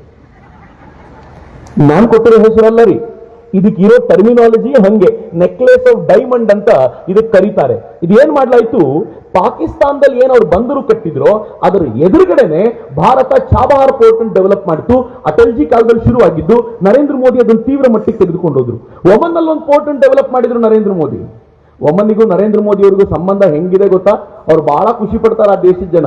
ಅವ್ರು ಹೇಳ್ತಾರೆ, ನಮಗೂ ನರೇಂದ್ರ ಮೋದಿಗೆ ವಿಶೇಷ ಸಂಬಂಧ. ಯಾಕೆ ಅಂತಂದ್ರೆ ಒಮನ್ ಅನ್ನೋದನ್ನ ಉಲ್ಟಾ ಮಾಡಿದ್ರೆ ನಮೋ ಆಗುತ್ತೆ ಅಂತಾರ. ಅಷ್ಟು ಕ್ಲೋಸ್ ರಿಲೇಶನ್ಶಿಪ್. ನೀವು ಕೆಳಗೆ ಬಂದ್ರೆ ಸೀಶೆಲ್ಸ್ ನಲ್ಲಿ ಅಸಂಪ್ಷನ್ಸ್ ಐಲ್ಯಾಂಡ್, ಅಲ್ಲಿಗೆ ಹೋದ್ರೆ ಇಂಡೋನೇಷ್ಯಾದಲ್ಲಿ ಡೆವಲಪ್ ಮಾಡಿದ್ರು. ಸಿಂಗಾಪುರದಲ್ಲಿ ಚಂಗಿ ಪೋರ್ಟ್ ಅನ್ನು ತೆಗೆದುಕೊಂಡು ಅಲ್ಲಿ ನಮ್ಮ ನೌಕಾನೆಲೆ ನಿಲ್ಸಿದ್ರು. ಕೊನೆಗೆ ಜಪಾನ್ ಜೊತೆಗೆ ಒಳ್ಳೆ ಫ್ರೆಂಡ್ಶಿಪ್ ಡೆವಲಪ್ ಮಾಡ್ಕೊಂಡ್ರೆ, ಯಾಕೆಂದ್ರೆ ಜಪಾನ್ ಮತ್ತು ಚೀನಾಕ್ ಆಗದೇ ಇಲ್ಲ, ಅದ್ರ ಜೊತೆ ಡೆವಲಪ್ ಮಾಡ್ಕೊಂಡು ಹೇಳಿದ್ರು ನಾವು ನೀವು ಕ್ಲೋಸ್ ಆಗಿರೋಣ, ಯಾವನಾದ್ರೂ ತಂಟೆ ಮಾಡಿದ್ರೆ ಗುಮ್ಲಿಕ್ಕೆ ಸರಿಯಾಗಿರೋಣ ಅಂತ ಅವ್ರ ಜೊತೆ ಡೆವಲಪ್ ಮಾಡ್ಕೊಂಡ್ರು. ಆ ಕಡೆ ಮಂಗೋಲಿಯಾ ಜೊತೆ ಡೆವಲಪ್ ಮಾಡಿಕೊಂಡು ಒಂದು ಇಡೀ ಸುತ್ತಳತೆಯಲ್ಲಿ ಡೈಮಂಡ್ಗಳನ್ನ ಅಲ್ಲಲ್ಲಿಟ್ಟು ಡೈಮಂಡ್ ನೆಕ್ಲೆಸ್ ನಾನು ಹಾಕ್ಲಿಕ್ಕೆ ಬರುತ್ತೆ, ಹುಷಾರಾಗಿ ನನ್ನ ಜೊತೆ ತಂಟೆ ಮಾಡಬೇಕಾದ್ರೆ ಅಂತ ಚೀನಾಕ್ಕೆ ಎಚ್ಚರಿಕೆ ಕೊಟ್ಟವ್ರು ನರೇಂದ್ರ ಮೋದಿ. ಮಿತ್ರ, ನರೇಂದ್ರ ಮೋದಿ ಬಗ್ಗೆ ಯಾಕೆ ಮಾತನಾಡಬಾರ್ದು ಹೇಳಿ? ನನ್ ತುಂಬಾ ಜನ ಪ್ರಶ್ನೆ ಮಾಡ್ತಾರೆ, ನಿಮ್ಮಲ್ಲೂ ಅನೇಕರಿಗೆ ಇರಬಹುದು ಕೂತವರಿಗೆ, ಈ ಮನುಷ್ಯ ಯಾಕೆ ಗಂಟ್ಲು ಹರ್ಕೊಳ್ತಾನೆ, ನರೇಂದ್ರ ಮೋದಿ ದುಡ್ಡು ಕೊಡ್ತಾರೆ ಇವನಿಗೆ ಅಂತ ಬಹಳ ಜನರಿಗಿರೋ ಪ್ರಶ್ನೆ ಅಷ್ಟೇ. ಚಕ್ರವರ್ತಿಗೆ ಯಾರೋ ದುಡ್ಡು ಕೊಡ್ತಾರೆ, ಅದಕ್ಕೆ ಬಂದು ಭಾಷಣ ಮಾಡ್ತಾರೆ ಅಂತ. ಆದ್ರೆ ಇದು ಶರಣರ ವೇದಿಕೆ, ಹರ್ಡೇಕರ್ ಮಂಜಪ್ಪನವರ ಹೆಸರಿನಲ್ಲಿದೆ. ನಾನು ಈ ವೇದಿಕೆ ಮೇಲೆ ನಿಂತು, ನನಗೆ ಎಲ್ಲಾ ವೇದಿಕೆಯೂ ತಾಯಿ ಸಮಾನವೇ, ದೇವರ ಸಮಾನವೇ, ಈ ವೇದಿಕೆ ಮೇಲೆ ನಿಂತು ಹೇಳ್ತಿದ್ದೀನಿ, ನರೇಂದ್ರ ಮೋದಿ ಇರ್ಲಿ, ಲೋಕಲ್ ರಾಜಕಾರಣಿಗಳಿಂದಲೂ ಸ್ವಂತಕ್ಕೋಸ್ಕರ ₹1 ಪಡ್ಕೊಂಡಿಲ್ಲ ಅನ್ನುವಂಥ ಧಿಮಾಕ ನನಗೆ ಇವತ್ತಿಗೂ ಇದೆ. ಮಿತ್ರ, ಇಷ್ಟೇ ಅಲ್ಲ, ನನಗೆ ಹೆಮ್ಮೆ ಯಾವ ಸಂಗತಿಗಿದೆ ಅಂತಂದ್ರೆ, ನಾನು ಈ ಮಾತನ್ನು ಹೇಳಿದ್ರೆ ತುಂಬಾ ಹಿರಿಯರಿದ್ದಾರೆ, ಸ್ವಾಮೀಜಿಗಳು ಇದ್ದಾರೆ, ಈ ಮಾತನ್ನ ಹೇಳಲೇಬೇಕಾಗಿರುವಂತ ಅನಿವಾರ್ಯ ಅನ್ನೋ ಕಾರಣಕ್ಕೆ ಹೇಳ್ತೀನಿ.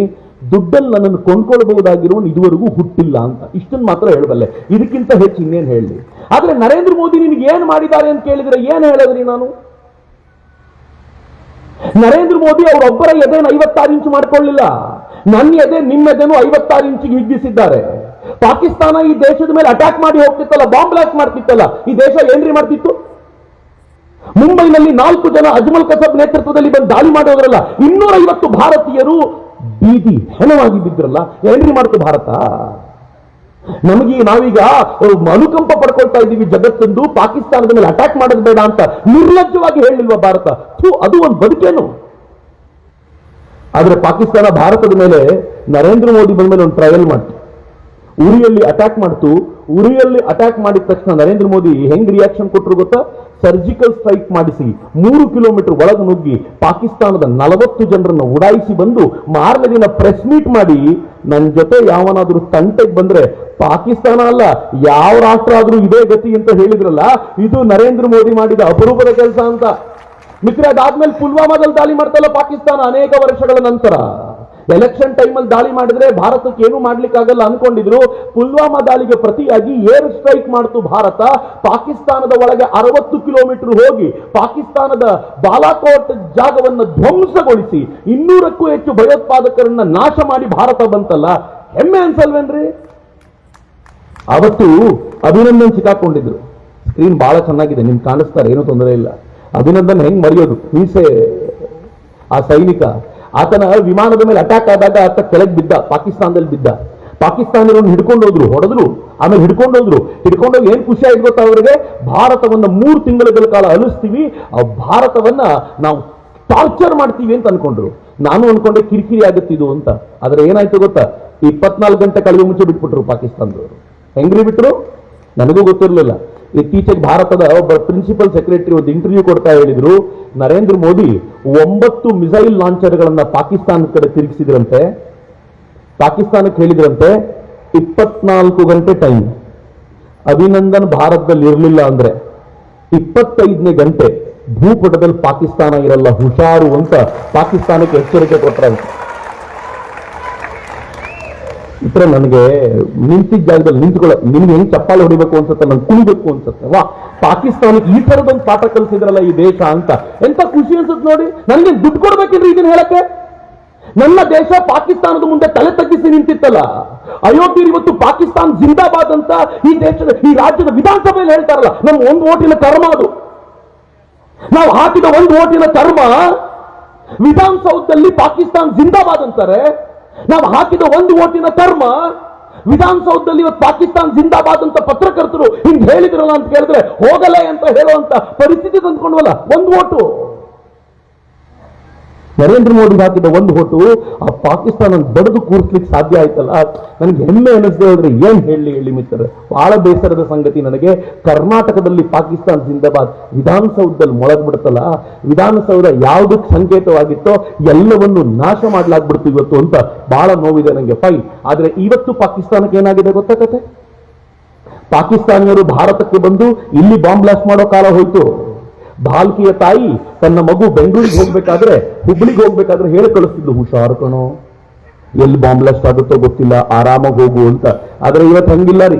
ಇವತ್ತು ಏನಾಗಿದೆ ಗೊತ್ತಾ? ಬಾಂಬ್ ಬ್ಲಾಸ್ಟ್ ಮುಂಬೈಲಿಲ್ಲ, ಡೆಲ್ಲಿನಲ್ಲಿಲ್ಲ, ಬೆಂಗಳೂರಿನಲ್ಲಿಲ್ಲ, ಮಂಗಳೂರಲ್ಲಿಲ್ಲ, ಬೀದರ್ನಲ್ಲಿಲ್ಲ. ಬಾಂಬ್ ಬ್ಲಾಸ್ಟ್ ಕಥೆನೇ ಮರ್ತೋಗ್ಬಿಟ್ಟಿದೀವಿ ನಾವು. ಉಲ್ಟಾ ಏನಾಗಿದೆ ಗೊತ್ತಾ? ಪಾಕಿಸ್ತಾನದಲ್ಲಿ ಭಯೋತ್ಪಾದಕರು ಓಡಾಡ್ತಾ ಇರ್ತಾರಲ್ಲ, ಆ ಭಯೋತ್ಪಾದಕರನ್ನ ಯಾರೋ ಬಂದು ನಡು ರಸ್ತೆಯಲ್ಲೇ ಹುಚ್ಚಿ ನಾಯಿನ ಕೊಂದಂಗ್ ಹೋಗ್ತಿದ್ದಾರೆ. ಯಾರು ಅಂತ ಪಾಕಿಸ್ತಾನಕ್ಕೂ ಗೊತ್ತಿಲ್ಲ. ಭಾರತ ಕೇಳಿದ್ರೆ ಭಾರತ ಹೇಳಿದ್ರೆ ನನಗೂ ಗೊತ್ತಿಲ್ಲಪ್ಪ ಅಂತ.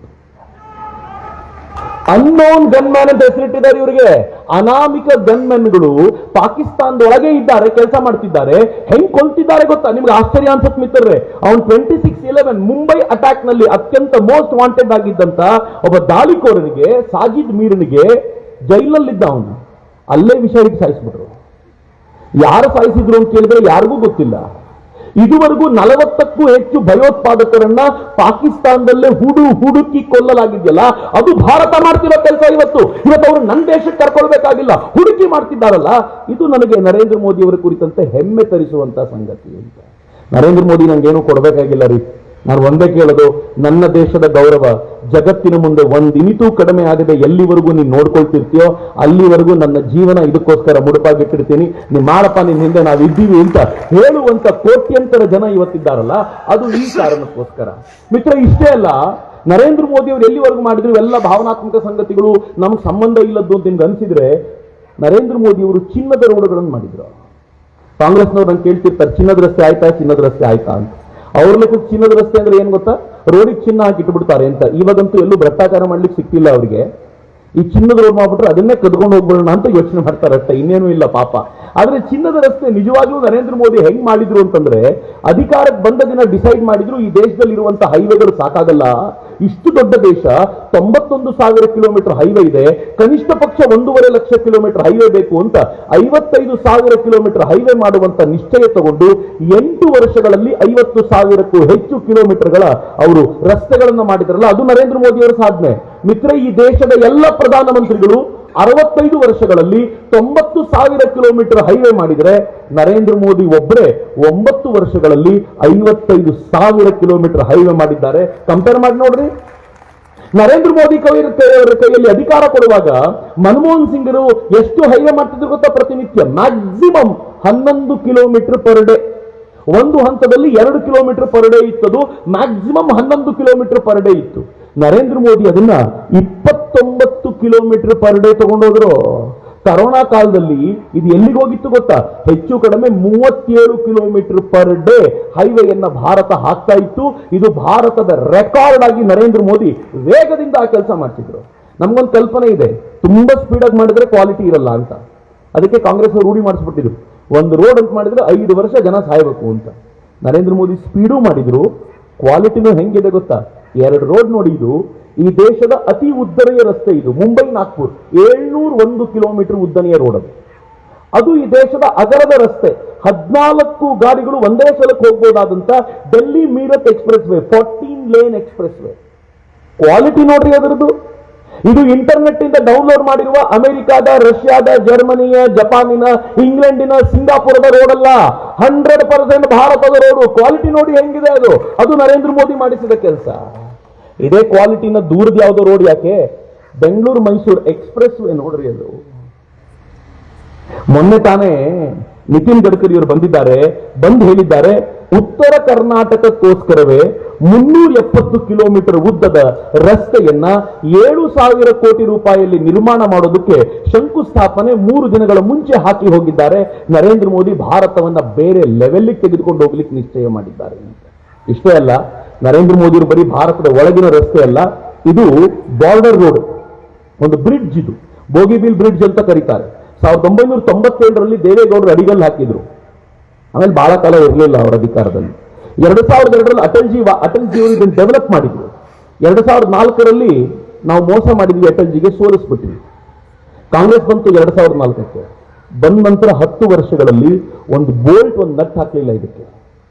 2014ರಲ್ಲಿ ನರೇಂದ್ರ ಮೋದಿ ಬಂದ್ರು, 6,000 ಕೋಟಿ ರೂಪಾಯಿ ಯೋಜನೆ, 80,000 ಸ್ಟೀಲ್ ಪ್ಲೇಟ್ ಯೂಸ್ ಮಾಡಿ 4 ವರ್ಷದಲ್ಲಿ ಕಂಪ್ಲೀಟ್ ಮಾಡಿ 2018ಕ್ಕೆ ದೇಶಕ್ಕೆ ಸಮರ್ಪಣೆನೂ ಮಾಡಿಬಿಟ್ರು ಯೋಜನೆಯನ್ನ.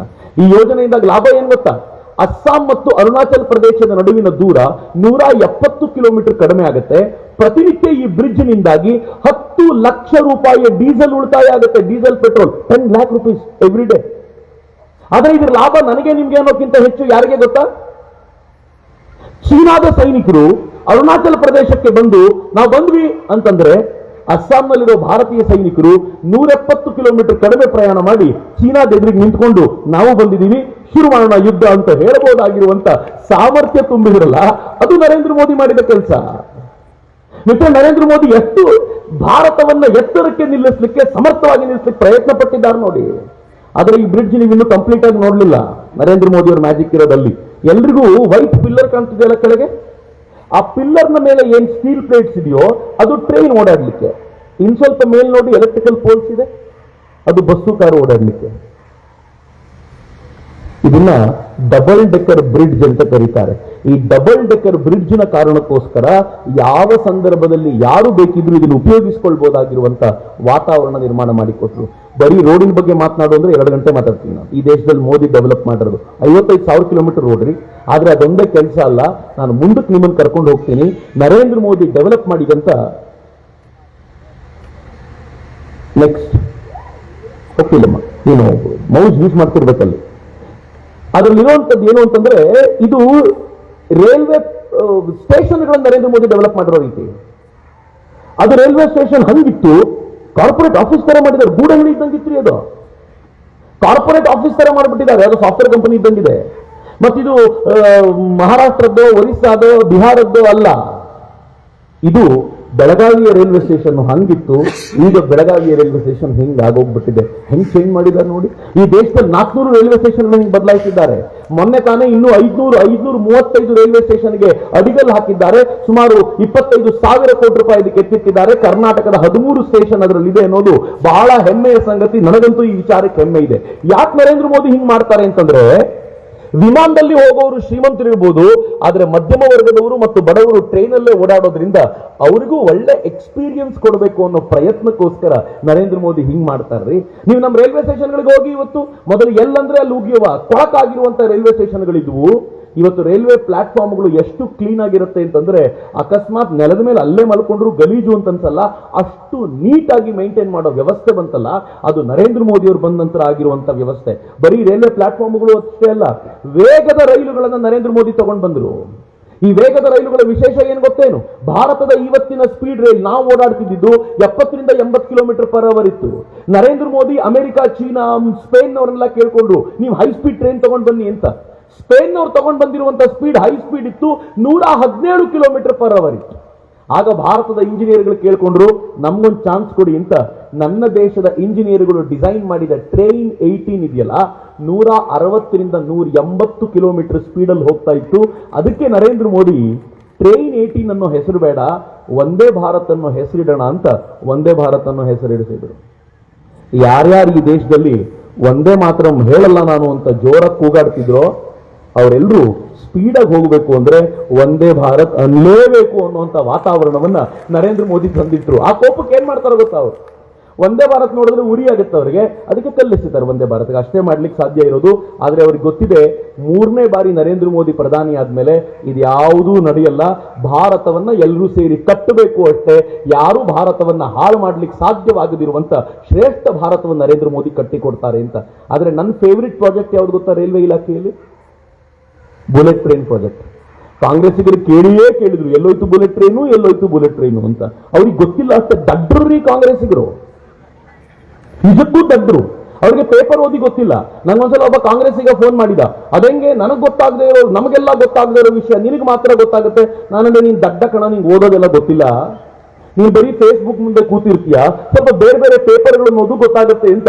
ಇದು ಅಹಮದಾಬಾದ್ನಿಂದ ಮುಂಬೈವರೆಗೂ ನಡೀತಾ ಇರುವಂತ ಬುಲೆಟ್ ಟ್ರೈನ್ ಪ್ರಾಜೆಕ್ಟ್.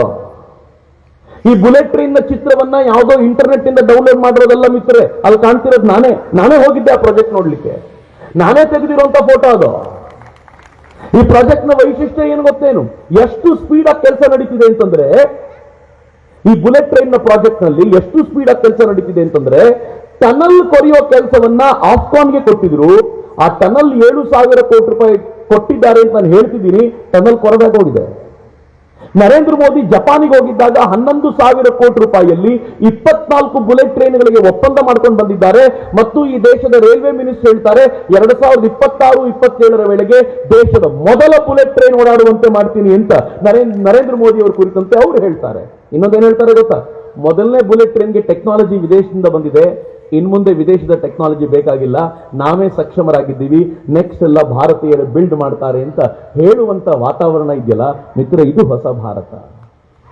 ನಂಗೆ ಬಹಳ ಬೇಜಾರಾಗೋದು ಯಾವಾಗ ಗೊತ್ತಾ? ನರೇಂದ್ರ ಮೋದಿ ನಮ್ಮನ್ನು ಈ ತರ 100 ವರ್ಷ ಮುಂದಕ್ಕೆ ತಗೊಂಡು ಹೋಗ್ತಾ ಇದ್ರೆ, ಕರ್ನಾಟಕಕ್ಕೆ ನಾವು ಹಾಕಿದ ಒಂದು ಓಟ್ 50 ವರ್ಷ ಹಿಂದಕ್ಕೆ ಹೋಗ್ಬಿಟ್ವಲ್ರಿ. ನಾನು ಸುಮ್ಮನೆ ಮಾತಾಡ್ತಿಲ್ಲ, ವಿತ್ ಪ್ರೂಫ್ ಮಾತನಾಡ್ತೀನಿ. ಯಾಕೆ ಗೊತ್ತೇನು? ನಾನು ಚಿಕ್ಕವನಿರುವಾಗ ನೋಡ್ತಾ ಇದ್ದೆ, ಬಸ್ಸುಗಳು ತುಂಬಾ ಕಡಿಮೆ ಇರ್ತಿತ್ತು. ಗಂಟೆಗೊಂದು ಬಸ್ಸು, 2 ಗಂಟೆಗೊಂದು ಬಸ್ ಬರ್ತಿತ್ತು. ಹಿಂಗಾಗಿ ಜನ ಡೋರಿಂದ ಬಸ್ ಹತ್ತಿರಲಿಲ್ಲ, ಕಿಟಕಿಯಿಂದ ಹತ್ತಿದ್ರು. ಸೀಟ್ ಸಿಗಲ್ಲ ಅಂತ ಮಕ್ಕಳನ್ನು ಕಿಟಕಿ ಒಳಗೆ ತಳ್ತಿದ್ರು. ಕಿಟಕಿ ಒಳಗೆ ಹೋಗಿ ಅವರು ಟವೆಲ್ ಹಾಕುವಂತ ಪ್ರಯತ್ನ ಮಾಡ್ತಿದ್ರು. ನಾನು ಚಿಕ್ಕವನಿರುವಾಗ, ಕನಿಷ್ಠ ಪಕ್ಷ 25-30 ವರ್ಷದ ಹಿಂದೆ. ಆ ನಂತರ ಬಸ್ಗಳು ಜಾಸ್ತಿ ಆದವು, ರೋಡ್ ಚೆನ್ನಾಗಾಯ್ತು, ಇಂಪ್ರೂವ್ ಆಗ್ತಾ ಬಂತು. ಆಮೇಲೆ 15 ನಿಮಿಷಕ್ಕೆ ಒಂದು ಬಸ್ ಬರ್ತಿತ್ತು. ಬಸ್ ಟಿಕೆಟ್ ಫ್ರೀ ಅನ್ನೋ ಕಾರಣಕ್ಕೆ ಏನಾಗಿದೆ ಗೊತ್ತಾ, 15 ನಿಮಿಷಕ್ಕೆ ಬಸ್ ಬರ್ತಿತ್ತು, 1 ಗಂಟೆಗೊಂದು ಬರ್ತಿದೆ, 2 ಗಂಟೆಗೊಂದು ಬರ್ತಿದೆ. ಈಗಲೂ ಜನ ಡೋರಿಂದ ಹತ್ತೋದನ್ನ ಬಿಟ್ಟು ಕಿಟಕಿಯಿಂದ ಹತ್ತಲಿಕ್ಕೆ ಶುರು ಮಾಡಿದ್ದಾರೆ. 30 ವರ್ಷದ ಹಿಂದೆ ಹೋದ್ವಲ್ರಿ. ಕರ್ನಾಟಕದಲ್ಲಿ ಇನ್ನು ಮುಂದೆ ಹೊಸ ಬಸ್ ಬರಲ್ಲ. ಕಲಬುರಗಿಯ ಶಾಸಕ ಪ್ರಾಬಬ್ಲಿ ಅಲ್ಲಂ ವೀರಭದ್ರಪ್ಪ ಅನ್ಸುತ್ತೆ, ಅವ್ರು ಮೊನ್ನೆ ಮಾತಾಡ್ತಾ ಹೇಳಿದ್ದಾರೆ, ನೋ ಡೆವಲಪ್ಮೆಂಟ್ಸ್. 60,000 ಕೋಟಿ ರೂಪಾಯಿ ಬಿಟ್ಟಿ ಭಾಗ್ಯ ಕೊಟ್ಟ ಮೇಲೆ ಏನ್ ಡೆವಲಪ್ಮೆಂಟ್ ಇಲ್ಲ. ಜನ ಉಗಿತಿದ್ದಾರೆ ನನಗೆ ಅಂತ. ಅವ್ರಿಗಷ್ಟೇ ಅಲ್ಲ, ಜನ ಕಂಡು MLA-ಗಳಿಗೆ ಉಗಿಯುವಂತ ಪರಿಸ್ಥಿತಿ ಬಂದಿದೆ. ಯಾಕೆ ಅಂತಂದ್ರೆ ಡೆವಲಪ್ಮೆಂಟ್ ಝೀರೋ ಆಯ್ತು. 50 ವರ್ಷದಿಂದ ಕರ್ನಾಟಕ ಹೋಯ್ತು. ದೇಶವನ್ನು 100 ವರ್ಷದ ಮುಂದೆ ತೆಗೆದುಕೊಂಡು ಹೋಗಬೇಕು ಅಂತ ವಿಷನ್ ಇಟ್ಕೊಂಡಿರುವ ಪ್ರಧಾನಮಂತ್ರಿಯಲ್ಲಿ 50 ವರ್ಷದ ಹಿಂದೆ ಕರ್ನಾಟಕವನ್ನು ತಳ್ಳಿಬಿಟ್ವಲ್ಲ ಮಿತ್ರರೇ. ಪ್ರತಿ ವರ್ಷ 50ರಿಂದ 60,000 ಕೋಟಿ ರೂಪಾಯಿ ಬಿಟ್ಟಿ ಭಾಗ್ಯ ಕೊಡ್ಲಿಕ್ಕೆ ಕರ್ನಾಟಕ 1.25 ಲಕ್ಷ ಕೋಟಿ ರೂಪಾಯಿ ಸಾಲ ಮಾಡಿದೆ. 2,000 ರೂಪಾಯಿ ನಾನು ತಗೊಂಡಿದ್ದೀನಿ, ನೀವು ತಗೊಂಡಿದ್ದೀರಾ ಸರಿ, ಆದ್ರೆ ಇದ್ರ ಸಾಲ ತೀರಿಸ್ಲಿಕ್ಕೆ ನಮ್ಮ ಮಕ್ಕಳು ಮೊಮ್ಮಕ್ಕಳು ಬರಬೇಕಲ್ಲ. ಹೆಂಗ್ರಿ ಸಾಧ್ಯ ಇದು? ಮಿತ್ರ, ಬಹಳ ದುರಂತಕಾರಿ ಪರಿಸ್ಥಿತಿಯಲ್ಲಿ ನಾವು ಇದ್ದೀವಿ ಅಂತ ನಾನು ನಿಮ್ಮ ಜೊತೆ ಹಂಚಿಕೊಳ್ಳಿಕ್ಕೆ ಬಯಸ್ತೀನಿ ಅಷ್ಟೇ. ಈ ಬಾರಿ ವೋಟ್ ಮಾಡುವಾಗ ಎಚ್ಚರಿಕೆಯಿಂದ ವೋಟ್ ಮಾಡಿ ಅಂತ. ನರೇಂದ್ರ ಮೋದಿ ಒಂದು ಅದ್ಭುತವಾದ ಪ್ರಾಜೆಕ್ಟ್ ನಾನು ನಿಮ್ಮ ಜೊತೆ ಹಂಚ್ಕೋಬೇಕು. ಅದನ್ನ ಜಾಮ್ ಅಂತ ಕರೀತಾರೆ. ನಮ್ಗೆಲ್ಲ ಬ್ರೆಡ್ಡಿಗೆ ಹಾಕೋ ಜಾಮ್ ಗೊತ್ತಿದೆ. ನರೇಂದ್ರ ಮೋದಿ ಅವ್ರ ಜಾಮ್ ಬೇರೆ.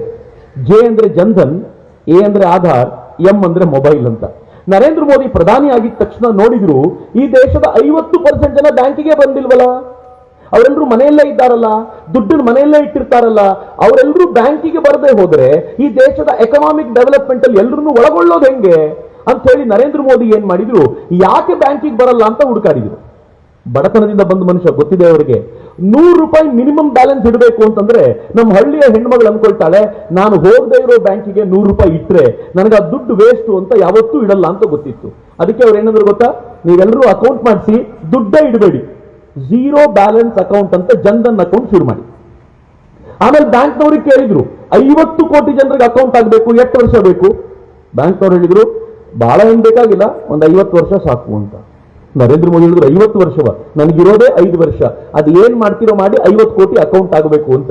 ಅಲ್ಲಿವರೆಗೂ ಬ್ಯಾಂಕಲ್ಲಿ ಕೂತಿರ್ತಿದ್ದಂಥವ್ರು ಎಲ್ಲರೂ ಕೂಡ ಬ್ಯಾಂಕನ್ನು ಬಿಟ್ಟರು, ಜನರ ಹತ್ರ ಓಡಿದ್ರು, ಅಕೌಂಟ್ ಆಗ್ಲಿಲ್ವಾ, ಅಕೌಂಟ್ ಮಾಡಿಸ್ತೀನಿ ಅಂತ. ಎಲ್ಲಿವರೆಗೂ ಥಂಬ್ ಇಂಪ್ರೆಷನ್ ತಗೊಳ್ಳೋ ಮಿಷಿನ್ ತಗೊಂಡು ಓಡಿದ್ರು. ಅವರೇ ತಗೊಂಡು ಹೋಗಿ ಎಲ್ರಿಗೂ ಕೇಳ್ತಿದ್ರು, ಅಕೌಂಟ್ ಮಾಡಿಸುವಾಗ ಆಧಾರ್ ಕಾರ್ಡ್ ಕೊಡಿ.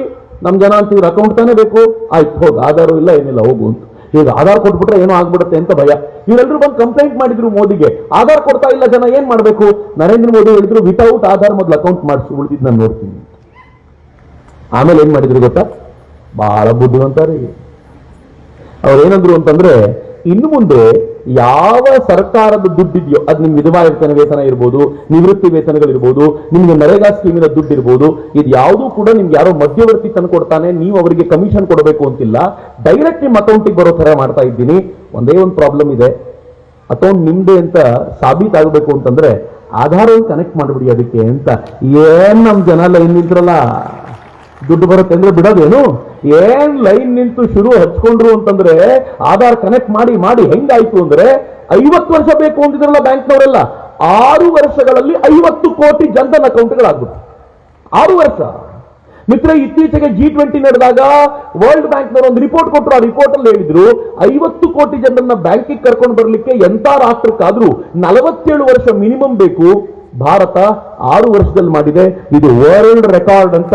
ಆ ವರ್ಲ್ಡ್ ರೆಕಾರ್ಡ್ ನ ಅವಾರ್ಡ್ ಸಿಕ್ತಲ್ಲ ಅದೇ ಕಾರಣಕ್ಕೆ. ಆದ್ರೆ ಇನ್ನೊಂದು ಚಾಲೆಂಜ್ ಇತ್ತು.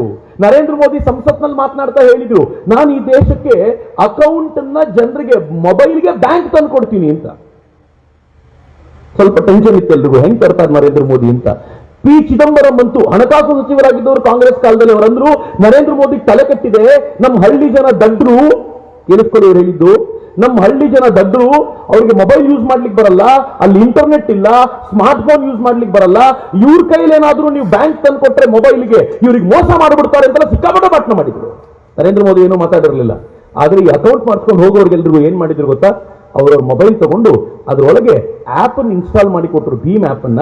ಇದೆಲ್ಲ ಇನ್ ಮುಂದೆ ಅಕೌಂಟ್, ನಿಮ್ಮ ಅಕೌಂಟ್ ಎಷ್ಟಿದೆ, ದುಡ್ಡು ಬಂದಿದೆಯೋ ಇಲ್ವೋ ಅಂತ ಇಲ್ಲೇ ಚೆಕ್ ಮಾಡಿ, ನೀವು ಬ್ಯಾಂಕಿಗೂ ಬರಬೇಕಾಗಿಲ್ಲ ಅಂತ ಹೇಳಿ ಕಳಿಸಿದ್ರು. ನಮ್ಮ ಜನಕ್ಕೆ ಬಹಳ ಖುಷಿ ಆಯ್ತು. ಅಲ್ಲೇ ಚೆಕ್ ಮಾಡೋದು ರೂಢಿ ಮಾಡಿದ್ರು. ನಿಧಾನವಾಗಿ QR ಕೋಡ್ ಇಂಟ್ರೊಡ್ಯೂಸ್ ಮಾಡಿದ್ರು. ಇನ್ ಮುಂದೆ ದುಡ್ಡನ್ನು ಕಳಿಸಬೇಕಾದ್ರೆ ನೀವೇನ್ ಬರಬೇಕಾಗಿಲ್ಲ, QR ಕೋಡ್ ಕಳಿಸಿ ಅಂತಂದ್ರು. ಹೆಂಗೆ ಡೆವಲಪ್ ಆಗೋಯ್ತು ಅಂತಂದ್ರೆ, ಭಾಲ್ಕಿಯಲ್ಲಿ ಶ್ರೀಮಂತರು QR ಕೋಡ್ ಯೂಸ್ ಮಾಡ್ತಾರೋ ಇಲ್ವೋ ಗೊತ್ತಿಲ್ಲ, ತರಕಾರಿ ಮಾರುವ ಪ್ರತಿಯೊಬ್ಬ ಹೆಣ್ಣು ಮಗಳು QR ಕೋಡ್ ಯೂಸ್ ಮಾಡೇ ಮಾಡ್ತಾಳೆ. ಆಟೋ ಡ್ರೈವರ್ಗಳು ಬೆನ್ನಿಂದ ಒಂದು QR ಕೋಡ್ ಇರುತ್ತೆ. ಈಗ ಎಲ್ಲಿವರೆಗೂ ಆಗಿದೆ ಅಂದ್ರೆ ಪಾನ್ ಬೀಡ ಅಂಗಡಿಗೆ ಹೋದ್ರೂ QR ಕೋಡ್ ಇರುತ್ತೆ, ಕ್ಷೌರಿಕರ ಬಳಿ ಹೋದ್ರೂ QR ಕೋಡ್ ಇರುತ್ತೆ. ಯಾವ ಹಳ್ಳಿಗರನ್ನ ಇವ್ರು ದಡ್ರು, ಇವ್ರು ಬಳಸ್ಲಿಕ್ಕೆ ಬರಲ್ಲ ಅಂದಿದ್ರು, ನರೇಂದ್ರ ಮೋದಿ ಅವರನ್ನೇ ಬಳಸ್ಕೊಂಡು ಅದ್ಭುತವಾದ ಸಾಮ್ರಾಜ್ಯ ಕಟ್ಟಿದ್ರಲ್ಲ. ಈ ದೇಶದ ಎಕಾನಮಿಯಿಂದ 5th ಪ್ಲೇಸಿಗೆ ತೆಗೆದುಕೊಂಡು ಹೋದ್ರಲ್ಲ. ಮಿತ್ರ, ಇವತ್ತಿನ ಭಾರತದ ಸಾಮರ್ಥ್ಯ ಹೆಂಗಿದೆ ಅಂತಂದ್ರೆ, ನಾವು ಎಲ್ಲಿವರೆಗೂ ಬಂದಿದ್ದೀವಿ ಅಂತಂದ್ರೆ, ಆ QR ಕೋಡ್ ನ ಬಳಕೆಯಲ್ಲಿ ಎಷ್ಟು ಮುಂದಕ್ಕಿದ್ದೀವಿ ಅಂತಂದ್ರೆ, ಮನೆಗಳಿಗೆ ಬಸವ ತಗೊಂಡ್ ಬರ್ತಾನಲ್ಲ, ಆ ಬಸವನಿಗೆ ನೀವು ಹೇಳಿ ನಂತರ ಕ್ಯಾಶ್ ಇಲ್ಲಪ್ಪ ಏನ್ ಮಾಡ್ಲಿ ಅಂದ್ರೆ, ಹಣೆ ಮೇಲೆ QR ಕೋಡ್ ಇದೆ, ದುಡ್ಡು ಹಾಕ್ಬಿಟ್ಟು ಹೋಗಿ ಅಂತಾನೆ. ಭಿಕ್ಷುಕರು QR ಕೋಡ್ ಹಾಕೊಳ್ತಾರೆ ಎದೆ ಮೇಲೆ. ಮಿತ್ರ, ಪ್ರಾಮಾಣಿಕವಾಗಿ ನಾನು ನೋಡ್ತಿರೋದು, ದೇವಸ್ಥಾನದ ಹುಂಡಿಗಳ ಮೇಲೆ QR ಕೋಡ್ ಇದೆ. ಈಗ ಎಲ್ಲೂ QR ಕೋಡ್ ಇಲ್ಲದ ಜಾಗ ಇಲ್ಲ. ನರೇಂದ್ರ ಮೋದಿ ಈ ದೇಶದ ಎಕಾನಮಿಯನ್ನ ಹಂಗೆ ಬದಲಾಯಿಸಿದ್ರು. ಆದ್ರೆ ಬರೀ ಎಕಾನಮಿಯನ್ನು ಬದಲಾಯಿಸಿದ್ದಲ್ಲ, ಈ ದೇಶದ ಕುರಿತಂತೆ ಮಾತನಾಡುವಾಗ ಎದೆ ತಟ್ಕೊಂಡು ಹೇಳ್ಬೋದಾಗಿರುವ ಭಾರತವನ್ನು ನಮ್ಗೆ ಕೊಟ್ಟರು. ನಾನು ಸುಮ್ಮನೆ ಹೇಳ್ತೀನಿ, ಜಗತ್ನಲ್ಲಿ ನಂಬರ್ 1ಗಳು ನಮ್ಮ ಹತ್ರ ಏನೇನಿವೆ ಅಂತ ಲೆಕ್ಕ ಹಾಕಿದ್ರೆ ನಮ್ಮ ಹತ್ರ ಏನೂ ಇರ್ತಿರ್ಲಿಲ್ಲ. ನರೇಂದ್ರ ಮೋದಿ ಏನ್ ಮಾಡಿದಾರೆ ಗೊತ್ತಾ? ಈಗ ಜಗತ್ನಲ್ಲಿ ವಿಶ್ವದ ಅತಿ ಎತ್ತರದ ರೈಲ್ವೆ ಸೇತುವೆ ಎಲ್ಲಿದೆ ಅಂದ್ರೆ ಚೀನಾದಲ್ಲಿಲ್ಲ. ಚೀನಾ ರೈಲ್ವೆ ಸೇತುವೆ ಇದು ಜಮ್ಮುನಲ್ಲಿ ಭಾರತದಲ್ಲಿದೆ. ಇವತ್ತು ಭಾರತ 360 ಮೀಟರ್ ಎತ್ತರದಲ್ಲಿ ಈ ಅದ್ಭುತವಾಗಿರುವಂತಹ ಸೇತುವೆ ನಿರ್ಮಾಣ ಮಾಡಿದೆ. ವಿಶ್ವದ ಹೆದ್ದಾರಿಯಲ್ಲಿ ಅತಿ ದೊಡ್ಡ ಟನಲ್ ಎಲ್ಲಿದೆ ಅಂತ ಕೇಳಿದ್ರೆ ಅಟಲ್ ಟನಲ್ ಭಾರತದಲ್ಲಿದೆ. ಇದು ಹಿಮಾಚಲ ಪ್ರದೇಶದಲ್ಲಿ 2010ರಲ್ಲಿ ಕೆಲಸ ಶುರುವಾಗಿತ್ತು. ನರೇಂದ್ರ ಮೋದಿ ವೇಗ ಮಾಡಿ 2020ರಲ್ಲಿ ಕಂಪ್ಲೀಟ್ ಮಾಡಿದ್ರು. 9 ಕಿಲೋಮೀಟರ್ ಉದ್ದದ ಸಿಂಗಲ್ ಟನಲ್ ಜಗತ್ನಲ್ಲಿ ಎಲ್ಲಾದ್ರೂ ಕೊರೆದಿದ್ರೆ ಅದು ಭಾರತದಲ್ಲಿ ಕೊರೆದಿದ್ದಾರೆ. ಹೆಮ್ಮೆ ಪಟ್ಕೊಳ್ಳಿ ಈ ವಿಚಾರಕ್ಕೆ ಅಂತ. ಮಿತ್ರ, ಇದೊಂದು ಅದ್ಭುತವಾಗಿರುವಂತಹ ಸಂಗತಿ ನೀವು ಗಮನಿಸಿದ್ದೀರಿ. ಜಗತ್ತಿನ ಅತಿ ದೊಡ್ಡ ಆಫೀಸ್ ಸ್ಪೇಸ್ ಸೂರತ್ನ ಡೈಮಂಡ್ ಬಾರ್ಸ್ ಹೆಂಗಿದೆ ನೋಡ್ರಿ. ಅದು ಇದುವರೆಗೂ ಜಗತ್ತಿನ ಅತಿ ದೊಡ್ಡ ಆಫೀಸ್ ಯಾವುದು ಅಂತ ಕೇಳಿದ್ರೆ ಅಮೆರಿಕಾದ ಪೆಂಟಗನ್ ಅಂತ ಹೇಳ್ತಾ ಇದ್ರು. ಪೆಂಟಗನ್ಗಿಂತಲೂ ದೊಡ್ಡದಾಗಿರುವಂತ, ಅತ್ಯಂತ ದೊಡ್ಡದಾಗಿರುವಂತ ಆಫೀಸ್ ಸ್ಪೇಸ್ ಅನ್ನ ಸುಮಾರು 71 ಲಕ್ಷ ಸ್ಕ್ವೇರ್ ಫೀಟ್ ನಲ್ಲಿ ನಿರ್ಮಾಣ ಮಾಡಲಾಗಿದೆ. ಇದು ನರೇಂದ್ರ ಮೋದಿ ಅವರ ಕಾಲದಲ್ಲಿ ಆಗಿರುವಂತದ್ದು, ಗುಜರಾತ್ ನಲ್ಲಿ ಆಗಿರುವಂತದ್ದು. G20 ಸಮಿಟ್ ನಡಿಬೇಕು ಅಂತ ನಿಶ್ಚಯ ಆಯ್ತಲ್ಲ, ಸಮಿಟ್ ನಡೆಯುವಂತ ಹೊತ್ನಲ್ಲಿ ಭಾರತ ಜಗತ್ತಿನಿಂದ ಬಂದಿರೋರನ್ನ ಸ್ವಾಗತಿಸಲಿಕ್ಕೆ ಒಂದು ಒಳ್ಳೆ ಆಡಿಟೋರಿಯಂ ಬೇಕಲ್ಲ ಅಂತ ಆಡಿಟೋರಿಯಂ ಕಟ್ಟು. ಭಾರತ ಮಂಟಪ ನೋಡ್ರಿ, ಅದರ ಕ್ವಾಲಿಟಿ ಒಳಗೆ ಹೆಂಗಿದೆ ಗೊತ್ತಾ? ಅದು ಅದ್ಭುತವಾಗಿರುವಂತ ಆಡಿಟೋರಿಯಂ ಅನ್ನು ಕಟ್ಟಿದ್ರು. G20 ಸಖತ್ತಾಗಿ ನಡೀತು. ಆದ್ರೆ ಕಾಂಗ್ರೆಸ್ ಇದ್ದ ಕಾಲಕ್ಕೆ ಕಾಮನ್ವೆಲ್ತ್ ಗೇಮ್ಸ್ ನಡೆದಿತ್ತು. ನಂಗೆ ಗೊತ್ತಿಲ್ಲ, ಯಾರಾದ್ರೂ ಹಿರಿಯರಿಗೆ ನೆನಪಿರಬಹುದೇನೋ. ಕಾಮನ್ವೆಲ್ತ್ ಗೇಮ್ಸ್ ನಡೆಯುವಾಗ ಜಗತ್ತಿನ ಅಥ್ಲೀಟ್ಗಳು ಬರೋರಿದ್ರು, ಜಗತ್ತಿನ ಬೇರೆ ಬೇರೆ ಭಾಗದಿಂದ ಆಟಗಾರರು.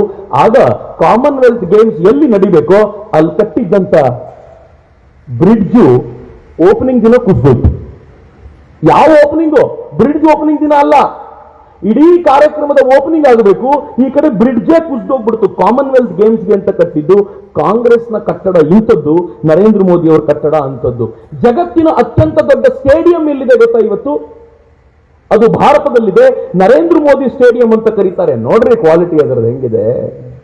1,32,000 ಜನ ಏಕಕಾಲಕ್ಕೆ ತಮ್ಮ ಸ್ಪೋರ್ಟ್ಸ್ ಅನ್ನ ನೋಡಬಹುದಾಗಿರುವಂತಹ ವಾತಾವರಣವನ್ನ ಈ ಸ್ಟೇಡಿಯಂ ಅಲ್ಲಿ ನಿರ್ಮಾಣ ಮಾಡಿ ಕೊಡಲಾಗಿದೆ. ಕಾಂಗ್ರೆಸ್ಸಿಗರು ಏನ್ ಹೇಳ್ತಾರೆ ಗೊತ್ತಾ? ನರೇಂದ್ರ ಮೋದಿ ಹೆಸರು ಯಾಕದಕ್ಕೆ? ನರೇಂದ್ರ ಮೋದಿ ಹೆಸರು ಯಾವುದ್ರ ಮೇಲೂ ಇಲ್ಲ ರೀ. ಇಂದಿರಾ ಗಾಂಧಿ ಆವಾಸ್ ಯೋಜನಾ ಅಂತ ಕರೆದ್ರು ಬಡವರಿಗೆ ಮನೆ ಕಟ್ಟೋದಕ್ಕೆ. ನರೇಂದ್ರ ಮೋದಿ ಅದಕ್ಕೆ ಏನಿಟ್ಟರು ಗೊತ್ತಾ ಹೆಸರು? ಪ್ರಧಾನಮಂತ್ರಿ ಆವಾಸ್ ಯೋಜನಾ. ಯಾವ ಪ್ರಧಾನಮಂತ್ರಿ ಆದ್ರೂ ಸರಿ, ರೈತರಿಗೆ 6,000 ರೂಪಾಯಿ ಪ್ರತಿ ತಿಂಗಳು ಕೊಡುವಂತ ಯೋಜನೆ ತಂದ್ರು. ಏನ್ ಹೆಸರು ಕೊಟ್ಟರು ಗೊತ್ತಾ? ನರೇಂದ್ರ ಮೋದಿ ಕಿಸಾನ್ ಸಮ್ಮಾನ್ ಯೋಜನಾ ಅಲ್ಲ, ಪ್ರಧಾನಮಂತ್ರಿ ಕಿಸಾನ್ ಸಮ್ಮಾನ್ ಯೋಜನಾ ಅಂತ. ಎಲ್ಲ ಯೋಜನೆಗಳನ್ನು ಪ್ರಧಾನಮಂತ್ರಿ ಅನ್ನೋ ಹೆಸರಲ್ಲಿ ತಂದ್ರೆ ಹೊರತು ತಮ್ಮ ಹೆಸರಿಡ್ಲಿಲ್ಲ. ಇದೊಂದು ಸ್ಟೇಡಿಯಂ ಮಾತ್ರ ನರೇಂದ್ರ ಮೋದಿ ಹೆಸರಲ್ಲಿರೋದು. ಕಾಂಗ್ರೆಸ್ ಅವರಿಗೆ ಕಣ್ಣೂರಿ. ಆದ್ರೆ ಕಾಂಗ್ರೆಸ್ ಅವ್ರ ಕತೆ ಕೇಳಿದ್ರೆ ನೀವು ಗಾಬರಿ ಆಗ್ಬಿಡ್ತೀರಾ. ರಾಜೀವ್ ಗಾಂಧಿ, ಜವಾಹರ್ಲಾಲ್ ನೆಹರು, ಇಂದಿರಾ ಗಾಂಧಿ, ಈ 3 ಜನರ ಹೆಸರಲ್ಲಿ ಎಷ್ಟು ಹೆಸರುಗಳಿವೆ ಅಂತಂದ್ರೆ, Indira Gandhi sports complex, Indira Gandhi indoor stadium, Jawaharlal Nehru stadium, Rajiv Gandhi sports stadium, Rajiv Gandhi national football academy Haryana, Visakhapatnam, Pondicherry, Itanagar, Cochin, Ernakulam, Singhu, Gauhati, Hyderabad, Cochin, Andhra Pradesh, Himachal Pradesh, Visakhapatnam, Rajasthan, Orissa, ಎಲ್ಲಿ ನೋಡಿ ಅಲ್ಲಿ ಏನೇನಿದೆ? 12 ಸೆಂಟ್ರಲ್ ಗವರ್ಮೆಂಟ್ ಸ್ಕೀಮ್ಗಳು, 52 ಸ್ಟೇಟ್ ಗವರ್ಮೆಂಟ್ ಸ್ಕೀಮ್ಗಳು, 28 sports tournament trophies, 19 stadiums. Oh god, ಎಲ್ಲ ಅವ್ರದೇ. ರಾಜೀವ್ ಗಾಂಧಿ ಹೆಸರು ಒಂದು ಖೇಲ್ ರತ್ನ ಅಂತಿದೆ. ಖೇಲ್ ರತ್ನ ಅಂದ್ರೆ ಏನ್ ಗೊತ್ತಾ? ಚೆನ್ನಾಗಿ ಆಡುವವನಿಗೆ ಕೊಡುವಂತ ರತ್ನ ಅದು. ಅವನು ತುಂಬಾ ಚೆನ್ನಾಗಿ ಆಡ್ತಾನೆ. ರಾಜೀವ್ ಗಾಂಧಿ ಯಾವ ಆಟ ಆಡ್ತಿದ್ದಾರೆ? ಯಾಕ್ರಿ ಹೆಸರಿಟ್ರು? ಕಾಂಗ್ರೆಸ್ ಎಷ್ಟು ಕುಕರ್ಮಗಳನ್ನು ಮಾಡಿದೆ ಅಂತಂದ್ರೆ ಅವ್ರು ಒಂದು ಪ್ರಶ್ನೆ ಕೇಳಿದ್ರೆ 1000 ಪ್ರಶ್ನೆ ತಿರುಗುತ್ತಲ್ಲ, ಅದಕ್ಕೆ ಎದುರುಗಡೆ ಯಾವತ್ತು ಬಂದು ನಿಂತ್ಕೊಳ್ಳುವಂತ ಸ್ಥಿತಿಯಲ್ಲಿಲ್ಲ ಅಂತ. ಆದ್ರೆ ನೀವಿನ್ನೂ ಪುಣ್ಯವಂತರು, ಇವರಾದ್ರೂ ಬರೀ ಹೆಸರಿಟ್ಟರು. ನೀವು ಬಹಳ ಖುಷಿ ಪಡಬೇಕು ಅಥವಾ ಬೇಜಾರು ಮಾಡ್ಕೋಬೇಕು. ಯಾಕೆ ಅಂತ ನಾನು ಹೇಳ್ತೀನಿ. ನಿಮ್ದೊಬ್ರು ಪುಣ್ಯಾತ್ಮ ಹೆಂಗಿದ್ದಾರೆ ಅಂತಂದ್ರೆ, ಇದು Kalaburagi ESI hospital. ESI hospital ಸಖತ್ತಾಗಿದೆ, ನಾನು ಇಲ್ಲ ಅಂತ ಹೇಳಲ್ಲ. 2014ರಲ್ಲಿ ಖರ್ಗೆ ಅವರು ಇದನ್ನು ಓಪನ್ ಮಾಡಿದ್ದು. ಖರ್ಗೆ ಅವರು ಕಟ್ಸಿದ್ದು ಅಂದ್ರೆ ಅವ್ರು ಹೊಂದದ್ದಲ್ಲ, ನಮ್ದೇ ದುಡ್ಡು. ಇನಾಗ್ರೇಟ್ ಮಾಡಿದ್ದು ಸೋನಿಯಾ ಗಾಂಧಿ ಅವರು. ಟಾಪ್ ವ್ಯೂ ನೋಡಿ, ಅದ್ರದ್ದು ಏನ್ ಕಾಣುತ್ತೆ, ಏನಿದೆ ಮೇಲಿಂದ ನೋಡಿದ್ರೆ ಈ ಹಾಸ್ಪಿಟ್ಲು ಮೊದಲನೇ ಅಕ್ಷರ ಒಂದು ಕನ್ನಡ ಅಕ್ಷರ, ಎರಡನೇದು ಇನ್ನೊಂದು ಅಕ್ಷರ, ಮತ್ತೊಂದು ಅರ್ಧ ಅಕ್ಷರ. ಏನ್ ಗೊತ್ತಾಗ್ತಿದ್ಯಾ? ಏನು ಏನು ನೀವೇ ಹೇಳ್ತಾ ಇರೋದು, ನಾನಲ್ಲ. ಮೊದಲನೇ ಅಕ್ಷರ ಕ, ಎರಡನೇದು ಗ, ಆಮೇಲೆ ಅರ್ಧ ಅಕ್ಷರ ಖರ್ಗೆ. ಇನ್ಫೋಸಿಸ್ ನ ನಾರಾಯಣ ಮೂರ್ತಿ ಅವರು ತಮ್ಮ ಬಿಲ್ಡಿಂಗ್ ಅನ್ನು ಕಟ್ಕೊಂಡು ನಾರಾಯಣ ಮೂರ್ತಿ ಅಂತ ಕಟ್ಕೊಂಡ್ರೆ ನಾನು ಕೇಳೋಂಗಿಲ್ಲ, ನೀವು ಕೇಳೋಂಗಿಲ್ಲ ರೀ. ಸ್ವಂತ ದುಡ್ಡಲ್ಲಿ ಕಟ್ಟಿರ್ತಾರೆ. ಅದು ಇದು ಸ್ವಂತ ದುಡ್ಡಲ್ಲ ರೀ, ನಮ್ಮ ದುಡ್ಡಲ್ಲಿ ಕಟ್ಟಿರೋದು. ನಾನಿದನ್ನು ಹೇಳಿದ್ದಕ್ಕೆ ಪ್ರಿಯಾಂಕ್ ಖರ್ಗೆ, ಮಲ್ಲಿಕಾರ್ಜುನ್ ಖರ್ಗೆ ಅವರ ಮಗ ಏನ್ ಹೇಳಿದ್ರು, ಚಕ್ರವರ್ತಿ ಮಿಸ್ಇನ್ಫಾರ್ಮೇಶನ್ ಹರಡಿಸ್ತಾ ಇದ್ದಾರೆ ಅಂತ ಒಂದು 4 ಜನ ಪತ್ರಕರ್ತರ ಮುಂದೆ ಭರ್ಜರಿಯಾಗಿ ಮಾತಾಡಿದ್ರು. ಚಕ್ರವರ್ತಿ ಅಂತ ಏಕವಚನದಲ್ಲಿ ಅತ್ಯಂತ ಕೆಟ್ಟದಾಗಿ ಮಾತನಾಡಿದ್ರು. ಸರಿ, ಅವರವರ ಭಾಷೆ ಅವರವರು ಕಲ್ತ್ಕೊಂಡಿದ್ದು, ನಾನೇನು ಮಾಡ್ಲಿಕ್ಕೆ ಆಗೋದಿಲ್ಲ. ಅತ್ಯಂತ ಕೆಟ್ಟದಾಗಿ ಮಾತಾಡಿದ್ರು. ಮಿಸ್ಇನ್ಫಾರ್ಮೇಶನ್ ಅಂದ್ರು. ಏನ್ ಮಿಸ್ಇನ್ಫಾರ್ಮೇಶನ್ ಅಂತ ಹೇಳಿಲ್ಲ, ಹೇಳಿದ್ರೆ ಪತ್ರಕರ್ತರು ಅಲ್ಲೇ ಕೇಳ್ತಾರೆ ಅಂತ, ಏನೋ ಸುಳ್ಳು ಹೇಳ್ತಾರೆ ಅವರು ಅಂತ ಹೇಳ್ಕೊಂಡು ತಿರುಗಾಡಿದ್ರು. ಅದಕ್ಕೆ ನಾನೊಂದು ರಿಪೋರ್ಟ್ ತಗೊಂಡು ಬಂದೆ. ಈ ರಿಪೋರ್ಟ್ 2014ರಲ್ಲಿ ಪಬ್ಲಿಷ್ ಆಗಿರೋದು. ಡೇಟ್ ಕಾಣ್ತಿದೆ ನೋಡಿ, ಫೆಬ್ರವರಿ 1, 2014. ಒನ್ ಇಂಡಿಯಾ ಪತ್ರಿಕೆ ರಿಪೋರ್ಟ್ ಏನ್ ಮಾಡ್ತು ಗೊತ್ತಾ? ಗುಲ್ಬರ್ಗಾದಲ್ಲಿ ಖರ್ಗೆ ESI ಆಸ್ಪತ್ರೆ ಲೋಕಾರ್ಪಣೆಗೆ ಸಜ್ಜು 2014ರಲ್ಲಿ. ಮಧ್ಯ ಒಂದು ಹೈಲೈಟ್ ಮಾಡಿರೋದು ನೋಡಿ, ಆಸ್ಪತ್ರೆಯನ್ನ ಮೇಲೆಯಿಂದ ನೋಡಿದಾಗ ಖರ್ಗೆ ಎಂಬ ಪದವು ಆಸ್ಪತ್ರೆಯ ಆಕೃತಿಯಾಗಿ ಮೂಡಿದೆ. ಅಂದ ಹಾಗೆ ಇದರ ಹಿಂದಿನ ಶಕ್ತಿ ಯುಕ್ತಿ ಎಲ್ಲವೂ ಕೂಡ ಇಲ್ಲಿನ ಪ್ರಭಾವಿ ಕಾಂಗ್ರೆಸ್ ಮುಖಂಡ ರೈಲ್ವೆ ಸಚಿವ ಮಲ್ಲಿಕಾರ್ಜುನ್ ಖರ್ಗೆ ಅವರದ್ದು ಅಂತ. ಅವತ್ತು ಮಿಸ್ಇನ್ಫಾರ್ಮೇಶನ್ ಅಲ್ಲ ಇದು, ಇವತ್ತು ಮಿಸ್ಇನ್ಫಾರ್ಮೇಶನ್. ಯಾಕೆ ಗೊತ್ತಾ? ಯಾಕೆ ಅಂತಂದ್ರೆ ನರೇಂದ್ರ ಮೋದಿ ಅಂತ ಲೀಡರ್ ಜೊತೆ ಕಂಪೇರ್ ಮಾಡ್ತಾರಲ್ಲ, ನಾಚಿಕೆ ಆಗುತ್ತೆ ಇವತ್ತು ಇವರಿಗೆಲ್ಲ. ನಾವ್ ಎಂತ ಕೆಲಸ ಮಾಡ್ಬಿಟ್ವಿ, ಆ ಮನುಷ್ಯ ತನ್ನ ಹೆಸರನ್ನು ಬೇಡ ಅಂತ ಎಲ್ಲ ಕಡೆಯಿಂದ ತೆಗೆದು ಹೋಗ್ತಾ ಇದ್ದಾನೆ, ಇಲ್ಲಿ ನೋಡಿದ್ರೆ ನಾವು ಹೆಸರಿಟ್ಕೊಂಡು ತಿರುಗಾಡ್ತಿದ್ದೀವಿ ಅಂತ ಇವತ್ತು ಸಮಾಜ ಪ್ರಶ್ನೆ ಕೇಳುತ್ತಲ್ಲ, ಇವತ್ತು ಅವ್ರಿಗೆ ಮಿಸ್ಇನ್ಫಾರ್ಮೇಶನ್ ಅನ್ಸುತ್ತೆ. ಬಟ್ ನನ್ನ ಪ್ರಾಬ್ಲಮ್ ಹೇಳ, ನಾನು ಈ ವಿಚಾರಗಳನ್ನ ಹೇಳಿದ್ದಕ್ಕೋಸ್ಕರ ಏನ್ ಮಾಡಿದ್ರು ಅಂತಂದ್ರೆ, ಮಿಸ್ಇನ್ಫಾರ್ಮೇಶನ್ ಅಂತ ಕರೆದ್ರು, ಆದ್ರೆ ನನ್ನ ಮೇಲೆ ಕೇಸ್ ಹಾಕಿದ್ರು. ಕೇಸ್ ಏನಂತ ಹಾಕಿದ್ರು ಗೊತ್ತಾ? ಈ ಮಾತುಗಳನ್ನು ಹೇಳ್ತಾ ಇದ್ದೀನಿ ಅನ್ನೋ ಕಾರಣಕ್ಕೆ ಅಟ್ರಾಸಿಟಿ ಕೇಸ್ ಹಾಕಿದ್ರಿ ನನ್ನ ಮೇಲೆ. ನಾನು ಕಳೆದ ತಿಂಗಳು ಬಾಲ್ಕಿಗೆ ಬರಬೇಕಾದ್ರೆ ಅಟ್ರಾಸಿಟಿ ಕೇಸ್ನ ವಿಚಾರದಾಗ ನಾನು ಕೋರ್ಟ್ ನಲ್ಲಿ ಇದ್ದೆ, ಅದಕ್ಕೋಸ್ಕರ ಬರ್ಲಿಕ್ಕೆ ಆಗ್ಲಿಲ್ಲ. ಅಟ್ರಾಸಿಟಿ ಕೇಸು ಜಾತಿ ನಿಂದನೆ. ಏನ್ ಜಾತಿ ನಿಂದನೆ ಇದೆ ಇದರಲ್ಲಿ? ಸತ್ಯ ಹೇಳಬಾರ್ದು ಅಂತೇನು? ಧೈರ್ಯವಾಗಿ ಪ್ರಶ್ನಿಸಿ ಅಂತ ಹೇಳ್ತೀರಿ. ಪ್ರಶ್ನಿಸಿದ್ದಕ್ಕೆ ನೀವು ಕೋರ್ಟಲ್ಲಿ ಎಫ್ಐಆರ್ ಹಾಕಿ ನಾನು ಕೋರ್ಟಲ್ಲಿ ನಿಲ್ಲುವಂಗ್ ಮಾಡಿದ್ದ. ಕೋರ್ಟ್ ನಲ್ಲಿ ಜಡ್ಜ್ ಕೇಳಿದ್ರೆ ಏನ್ರಿ ಇದೆ ಇದ್ರೆ ಜಾತಿ ನಿಂದನೆ ಅಂತ ಎಫ್ಐಆರ್ ಅನ್ನ ಅವರು ಸ್ಟೇ ಕೊಟ್ಟು, ಎಫ್ಐಆರ್ಗೆ ಸ್ಟೇ ಕೊಟ್ಟು ನೀವು ಹೋಗಿ ಮುಂದಿನ ಕೆಲಸ ಮಾಡಿ ಅಂತ ಕೋರ್ಟ್ ಅವ್ರು ಹೇಳ್ಬೇಕಾಗಿ ಬಂತು.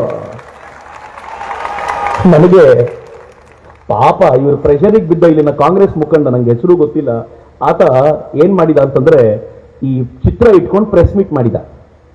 ಪ್ರೆಸ್ ಮೀಟ್ ಅಲ್ಲಿ ಏನ್ ಹೇಳಿದ ಗೊತ್ತಾ? ಖರ್ಗೆ ಅಂತಿದೆಯಲ್ಲ, ಆ ಖರ್ಗೆ ಅನ್ನೋದು ಖರ್ಗೆ ಅಂತ ಅವ್ರು ಓದ್ತಿದ್ದಾರೆ. ಚಕ್ರವರ್ತಿ ಅವರಿಗೆ ಕನ್ನಡ ಬರಲ್ಲ. ಎರಡನೇ ಅಕ್ಷರ ಗ ಅಲ್ಲ, ಅದು ಉಲ್ಟಾ ಮಾಡಿ ನೋಡಿದ್ರೆ ತಿರುಪತಿ ನಾಮ ಅದು. ಒಂದ ಪುಣ್ಯಾತ್ಮ. ಬಾ ಬಾ ಬಾ ಬಾ ಬಾ ಬಾ ಬಾ. ನಾನಂದ್ರೆ ಕರೆಕ್ಟಪ್ಪ, ಇದು ನಾಮನೇ, ಆದ್ರೆ ಈ ನಾಮ ಸಮಾಜದ ದುಡ್ಡಲ್ಲಿ ಸಮಾಜಕ್ಕೆ ನೀವು ಇಟ್ಟಿರುವ ನಾಮ. ಇದು ಕರೆಕ್ಟ್ ಆಗಿ ಗೊತ್ತಾಗುತ್ತೆ ಎಲ್ರಿಗೂ ಅಂತ ಅವ್ರಿಗೆ ಹೇಳಬೇಕಾದ ಸ್ಥಿತಿ ಇದೆಯಲ್ಲ, ಅದು ಬಹಳ ದುರಂತಕರಣ. ಎಲ್ಲಕ್ಕಿಂತ ಬೇಜಾರು ಏನ್ ಗೊತ್ತಾ? ಈ ತರದೊಂದು ಕೇಸನ್ನು ಪೊಲೀಸರು ತಗೊಳ್ತಾರಲ್ರಿ. ಆಯ್ತಪ್ಪ, ಪ್ರೆಷರ್ ಅಂತಂದ್ರೆ ಆ ಪ್ರೆಷರ್ಗೊಂದು ಕೇಳಾದ್ರೂ ಕೇಳ್ರಲ್ಲ, ಇದು ಜಾತಿ ನಿಂದನೆಯಲ್ಲಿ ಬರಲ್ಲ ಸರ್, ಇದನ್ನ ತಗೊಳಕ್ಕಾಗಲ್ಲ ಅಂತ ಏನ್ ನಿರ್ಲಜ್ಜತೆ ಇರುತ್ತೆ? ಐ ಸಾರಿ ಟು ಸೇ, ಬಹಳ ದುರಂತಕಾರಿ ಸಂಗತಿ. ಬಿಡಿ, ನನಗೆ ಇದು ಮುಟ್ಟಬೇಕಾಗಿರುವಂತ ವಿಚಾರ, ಹೇಳಬೇಕಾಗಿರೋ ಸಂಗತಿ ಬಹಳ ಇರೋದ್ರಿಂದ ಇದು ನಿಲ್ಲಿಸಿ ಮುಂದಕ್ಕೆ ಹೋಗ್ತೀನಿ. ನರೇಂದ್ರ ಮೋದಿಯ ಅವಧಿಯಲ್ಲಿ ಒಂದು ಅದ್ಭುತವಾಗಿರುವಂತಹ ಸರ್ದಾರ್ ಪಟೇಲ್ರ ಪ್ರತಿಮೆ ನಿರ್ಮಾಣ ಆಯಿತು. ಜಗತ್ತಿನ ಅತ್ಯಂತ ದೊಡ್ಡ ಪ್ರತಿಮೆ ಭಾರತದಲ್ಲಿದೆ ಈಗ. ಅಲ್ಲಿ ನೋಡಿ, ಅದು ಬ್ರೆಜಿಲ್ ನಲ್ಲಿ 38 ಮೀಟರ್, ರಷ್ಯಾದಲ್ಲಿ 91 ಮೀಟರ್, US ನಲ್ಲಿ statue of unit liberty 93 metre, 108 metre, ಚೈನಾದಲ್ಲಿ 128 ಮೀಟರ್, ಚೈನಾದಲ್ಲಿ ಬುದ್ಧನದ್ದು. ಆದ್ರೆ 182 ಮೀಟರ್ನ ಸರ್ದಾರ್ ಪಟೇಲ್ರ ಮೂರ್ತಿ ಇದೆಯಲ್ಲ, ಅದು ಭಾರತದಲ್ಲಿದೆ ಅಂತ ನಾವು ಹೆಮ್ಮೆ ಪಡಬೇಕಾಗಿರುವಂತಹ ಸಂಗತಿ ಅಂತ. ನರೇಂದ್ರ ಮೋದಿ ಕಾಲದಲ್ಲಿ ನಿರ್ಮಾಣಗೊಂಡಿರುವಂತಹ ಹೊಸ ಸಂಸತ್ ಭವನ ಕ್ವಾಲಿಟಿ ನೋಡ್ರಿ ಅದ್ರಿಗೆ ಏನ್ ಸುಂದರವಾಗಿದೆ, ನೋಡ್ಲಿಕ್ಕೆ ಎಷ್ಟು ಚಂದ ಅನ್ಸುತ್ತೆ. ಹಾಗಂತ ನರೇಂದ್ರ ಮೋದಿ ಬರೀ ಕಟ್ಟಡ ಕಟ್ತಾ ಉಳಿದ್ರು ಅಂತ ತಿಳ್ಕೊಳ್ಬೇಡಿ. ನರೇಂದ್ರ ಮೋದಿ ಈ ಕಟ್ಟಡ ಕಟ್ಟೋಕ್ಕಿಂತ ಮುಂಚೆ ಈ ದೇಶದ 80 ಕೋಟಿ ಬಡ ಜನರಿಗೆ, ಹಸಿದವರಿಗೆ ಧಾನ್ಯವನ್ನ ಕೊಟ್ಟಿದ ನಂತರವೇ ಇವೆಲ್ಲವನ್ನ ಮಾಡಿರೋದು ಅಂತ. 80 ಕೋಟಿ ಜನರಿಗೆ ಪ್ರತಿ ತಿಂಗಳು 5 ಕೆಜಿ ಅಕ್ಕಿ, 1 ಕೆಜಿ ಬೇಳೆ ಯಾವುದಾದ್ರೂ ರಾಷ್ಟ್ರ ಕೊಡ್ತಿದ್ರೆ ಅದು ಭಾರತ ಮಾತ್ರ ಕೊಡ್ತಿರೋದು, ಜಗತ್ತಿನ ಯಾವ ರಾಷ್ಟ್ರವೂ ಅಲ್ಲ. ನರೇಂದ್ರ ಮೋದಿ ಹೆಲ್ತಿಗೋಸ್ಕರ ಏನ್ ಮಾಡಿದ್ರು ಅಂತಂದ್ರೆ ಆಯುಷ್ಮಾನ್ ಭಾರತ್ನ ಮೂಲಕ 50 ಕೋಟಿ ಜನರಿಗೆ ಚಿಕಿತ್ಸೆಯ ಗ್ಯಾರಂಟಿ ಕೊಟ್ಟಿದ್ದಾರೆ. ಹೇಗೆ ಚಿಕಿತ್ಸೆ? ಅಡ್ಮಿಟ್ ಆಗೋ 3 ದಿನ ಮುಂಚೆ, ಅಡ್ಮಿಟ್ ಆದ ಅಷ್ಟು ದಿನ, ಡಿಸ್ಚಾರ್ಜ್ ಆದ 15 ದಿನಗಳ ಕಾಲ ಏನ್ ಖರ್ಚು ಬರುತ್ತೋ ಒಂದು ಪರಿವಾರಕ್ಕೆ 5 ಲಕ್ಷ ರೂಪಾಯಿವರೆಗೆ ಅಷ್ಟನ್ನು ಸರ್ಕಾರ ಭರಿಸುವಂತ ಭರವಸೆಯನ್ನು ಕೊಟ್ಟಿರುವಂತ ಆಯುಷ್ಮಾನ್ ಭಾರತ್ ವ್ಯವಸ್ಥೆಯನ್ನು ನರೇಂದ್ರ ಮೋದಿ ತಗೊಂಡು ಬಂದ್ರು. ಅಷ್ಟೇ ಅಲ್ಲ ಮಿತ್ರರೆ, ನಮ್ಮ ಲೈಫ್ ಹೆಂಗ್ ಡೆವಲಪ್ ಮಾಡಿದ್ರು ಅಂತಂದ್ರೆ ಗುಜರಾತ್ ನಲ್ಲಿರುವಾಗ ಅವರು ಹಾಸ್ಪಿಟಲ್ ಮ್ಯಾನೇಜ್ಮೆಂಟ್ ಇನ್ಫಾರ್ಮೇಶನ್ ಸಿಸ್ಟಮ್ ನ ಮೂಲಕ ಹಾಸ್ಪಿಟಲ್ ಗಳನ್ನ ಕನೆಕ್ಟ್ ಮಾಡಿಕೊಂಡು ಒಂದು ಲ್ಯಾಪ್ಟಾಪ್ ನಲ್ಲಿ ಚೆಕ್ ಮಾಡೋ ವ್ಯವಸ್ಥೆ ಮಾಡಿದ್ರು. ಈಗ ಇಡೀ ದೇಶದ ಜನಕ್ಕೆ ಆಯುಷ್ಮಾನ್ ಭಾರತ್ ಹೆಲ್ತ್ ಕಾರ್ಡ್ಗಳನ್ನ ಕೊಟ್ಟು ನಮ್ಮ ಹೆಲ್ತ್ ನ ನಾವು ಚೆಕ್ ಮಾಡ್ಕೊಳ್ಬಹುದಾಗಿರುವಂತಹ ವ್ಯವಸ್ಥೆ ತರ್ತಿದ್ದಾರಲ್ಲ, ಅದು ನರೇಂದ್ರ ಮೋದಿ ಅವರ ವ್ಯವಸ್ಥೆ. ನರೇಂದ್ರ ಮೋದಿ ಅವರು 4 ಕೋಟಿ ಬಡವರಿಗಾಗಿ ಮನೆಗಳನ್ನ ಕಟ್ಟಿಕೊಟ್ಟ ನಂತರ ದೊಡ್ಡ ಬಿಲ್ಡಿಂಗ್ ಗಳನ್ನು ಕಟ್ಟಿದ್ದಾರೆ. ಯಾರು ವಯಸ್ಸಾದವರು ಇದ್ದಾರೋ ಅವರಿಗೋಸ್ಕರ ನರೇಂದ್ರ ಮೋದಿ ಪೆನ್ಷನ್ ಯೋಜನೆ ತಗೊಂಡು ಬಂದಿದ್ದಾರೆ. ಏನ್ ಪೆನ್ಷನ್ ಯೋಜನೆ ಗೊತ್ತಾ? ಪ್ರತಿ ತಿಂಗಳು 250 ರೂಪಾಯಿ ಕಟ್ಟಿದ್ರೆ 50 ವರ್ಷದ 60 ವರ್ಷದ ನಂತರ ತಿಂಗಳಿಗೆ 5,000 ರೂಪಾಯಿ ಕೊಡುವಂತ ವ್ಯವಸ್ಥೆಯನ್ನ ಯಾರು ವಯಸ್ಸಾಗ್ತಾರೋ ಅವರಿಗೋಸ್ಕರ ಯೋಜನೆ ಮಾಡಿ ತಗೊಂಡು ಬಂದಿದ್ದಾರಲ್ಲ ನರೇಂದ್ರ ಮೋದಿ. ಎಲ್ಲರ ಬಗ್ಗೆ ಯೋಚನೆ ಮಾಡ್ತಾರೆ. ನಂಗೆ ಯಾರೋ ಕೇಳಿದ್ರು ರೈತರಿಗೋಸ್ಕರ ಏನ್ ಮಾಡಿದ್ದಾರೆ ಅಂತ. ಆ ರಿಪೋರ್ಟ್ ಏನ್ ಗೊತ್ತೇನು? ಆಂಧ್ರ ರೈತರು ಯೂರಿಯಾ ಕದ್ರು ಅಂತ, ಯೂರಿಯಾ ಕದಿತಿದ್ರು ರೈತರು, ಯೂರಿಯಾಕ್ಕೋಸ್ಕರ ಬೀದಿಗೆ ಬಂದು ನಿಲ್ತಿದ್ರು. ಈಗ ಯಾಕ್ರಿ ಇಲ್ಲ? ನರೇಂದ್ರ ಮೋದಿ ಪ್ರಧಾನಿಯಾಗಿದ್ದ ತಕ್ಷಣ ಏನ್ ಮಾಡಿದ್ರು ಗೊತ್ತಾ? ಯೂರಿಯಾಕ್ಕೆ ಬೇವಿನ ಎಣ್ಣೆ ಮಿಕ್ಸ್ ಮಾಡೋದು ರೂಢಿ ಮಾಡಿದ್ರು. ಅಲ್ಲಿವರೆಗೂ ಏನಾಗ್ತಿತ್ತು ಗೊತ್ತಾ? ಸಬ್ಸಿಡಿ ರೇಟಲ್ಲಿ ಸಿಗೋ ಯೂರಿಯಾನ ದೊಡ್ಡ ದೊಡ್ಡ ಕಂಪನಿಗಳು ಅದನ್ನ ತಗೊಂಡೋಗ್ಬಿಡ್ತಿದ್ದು, ತಮಗೆ ಬೇಕಾಗಿರೋ ರಾ ಮೆಟೀರಿಯಲ್ ಆಗಿ ರೈತರಿಗೆ ಸಿಗಬೇಕಾಗಿರೋದನ್ನ ತಗೊಂಡೋಗ್ತಿದ್ದು ಕಾಳ ಸಂತೆಯಲ್ಲಿ. ನರೇಂದ್ರ ಮೋದಿ ಯಾವಾಗ ಬೇವಿನ ಎಣ್ಣೆ ಮಿಕ್ಸ್ ಮಾಡಿದ್ರು ಅವ್ರಿಗೆ ಉಪಯೋಗಕ್ಕೆ ಬರಲಿಲ್ಲ ಅಂತಾಯ್ತು, ರೈತರಿಗೆ ಮಾತ್ರ ಉಪಯೋಗಕ್ಕೆ ಬರುವಂತಾಯ್ತು. ನರೇಂದ್ರ ಮೋದಿ ಮಾಡಿರುವಂತ ಕೆಲಸ ಅದ ಮಿತ್ರ. ನರೇಂದ್ರ ಮೋದಿ ರೈತರಿಗೆ ಅಂತ ವರ್ಷಕ್ಕೆ 5,000 ರೂಪಾಯಿಗಳವರೆಗಿನ 6,000 ರೂಪಾಯಿಗಳವರೆಗಿನ ಹಣ ಕೊಡುವಂತ ವ್ಯವಸ್ಥೆ ಮಾಡಿದ್ರು. ತಿಂಗಳಿಗೆ 500 ರೂಪಾಯಿ ಅಂತ ತಗೊಂಡ್ಬಂದಿರುವಂತ ವ್ಯವಸ್ಥೆ.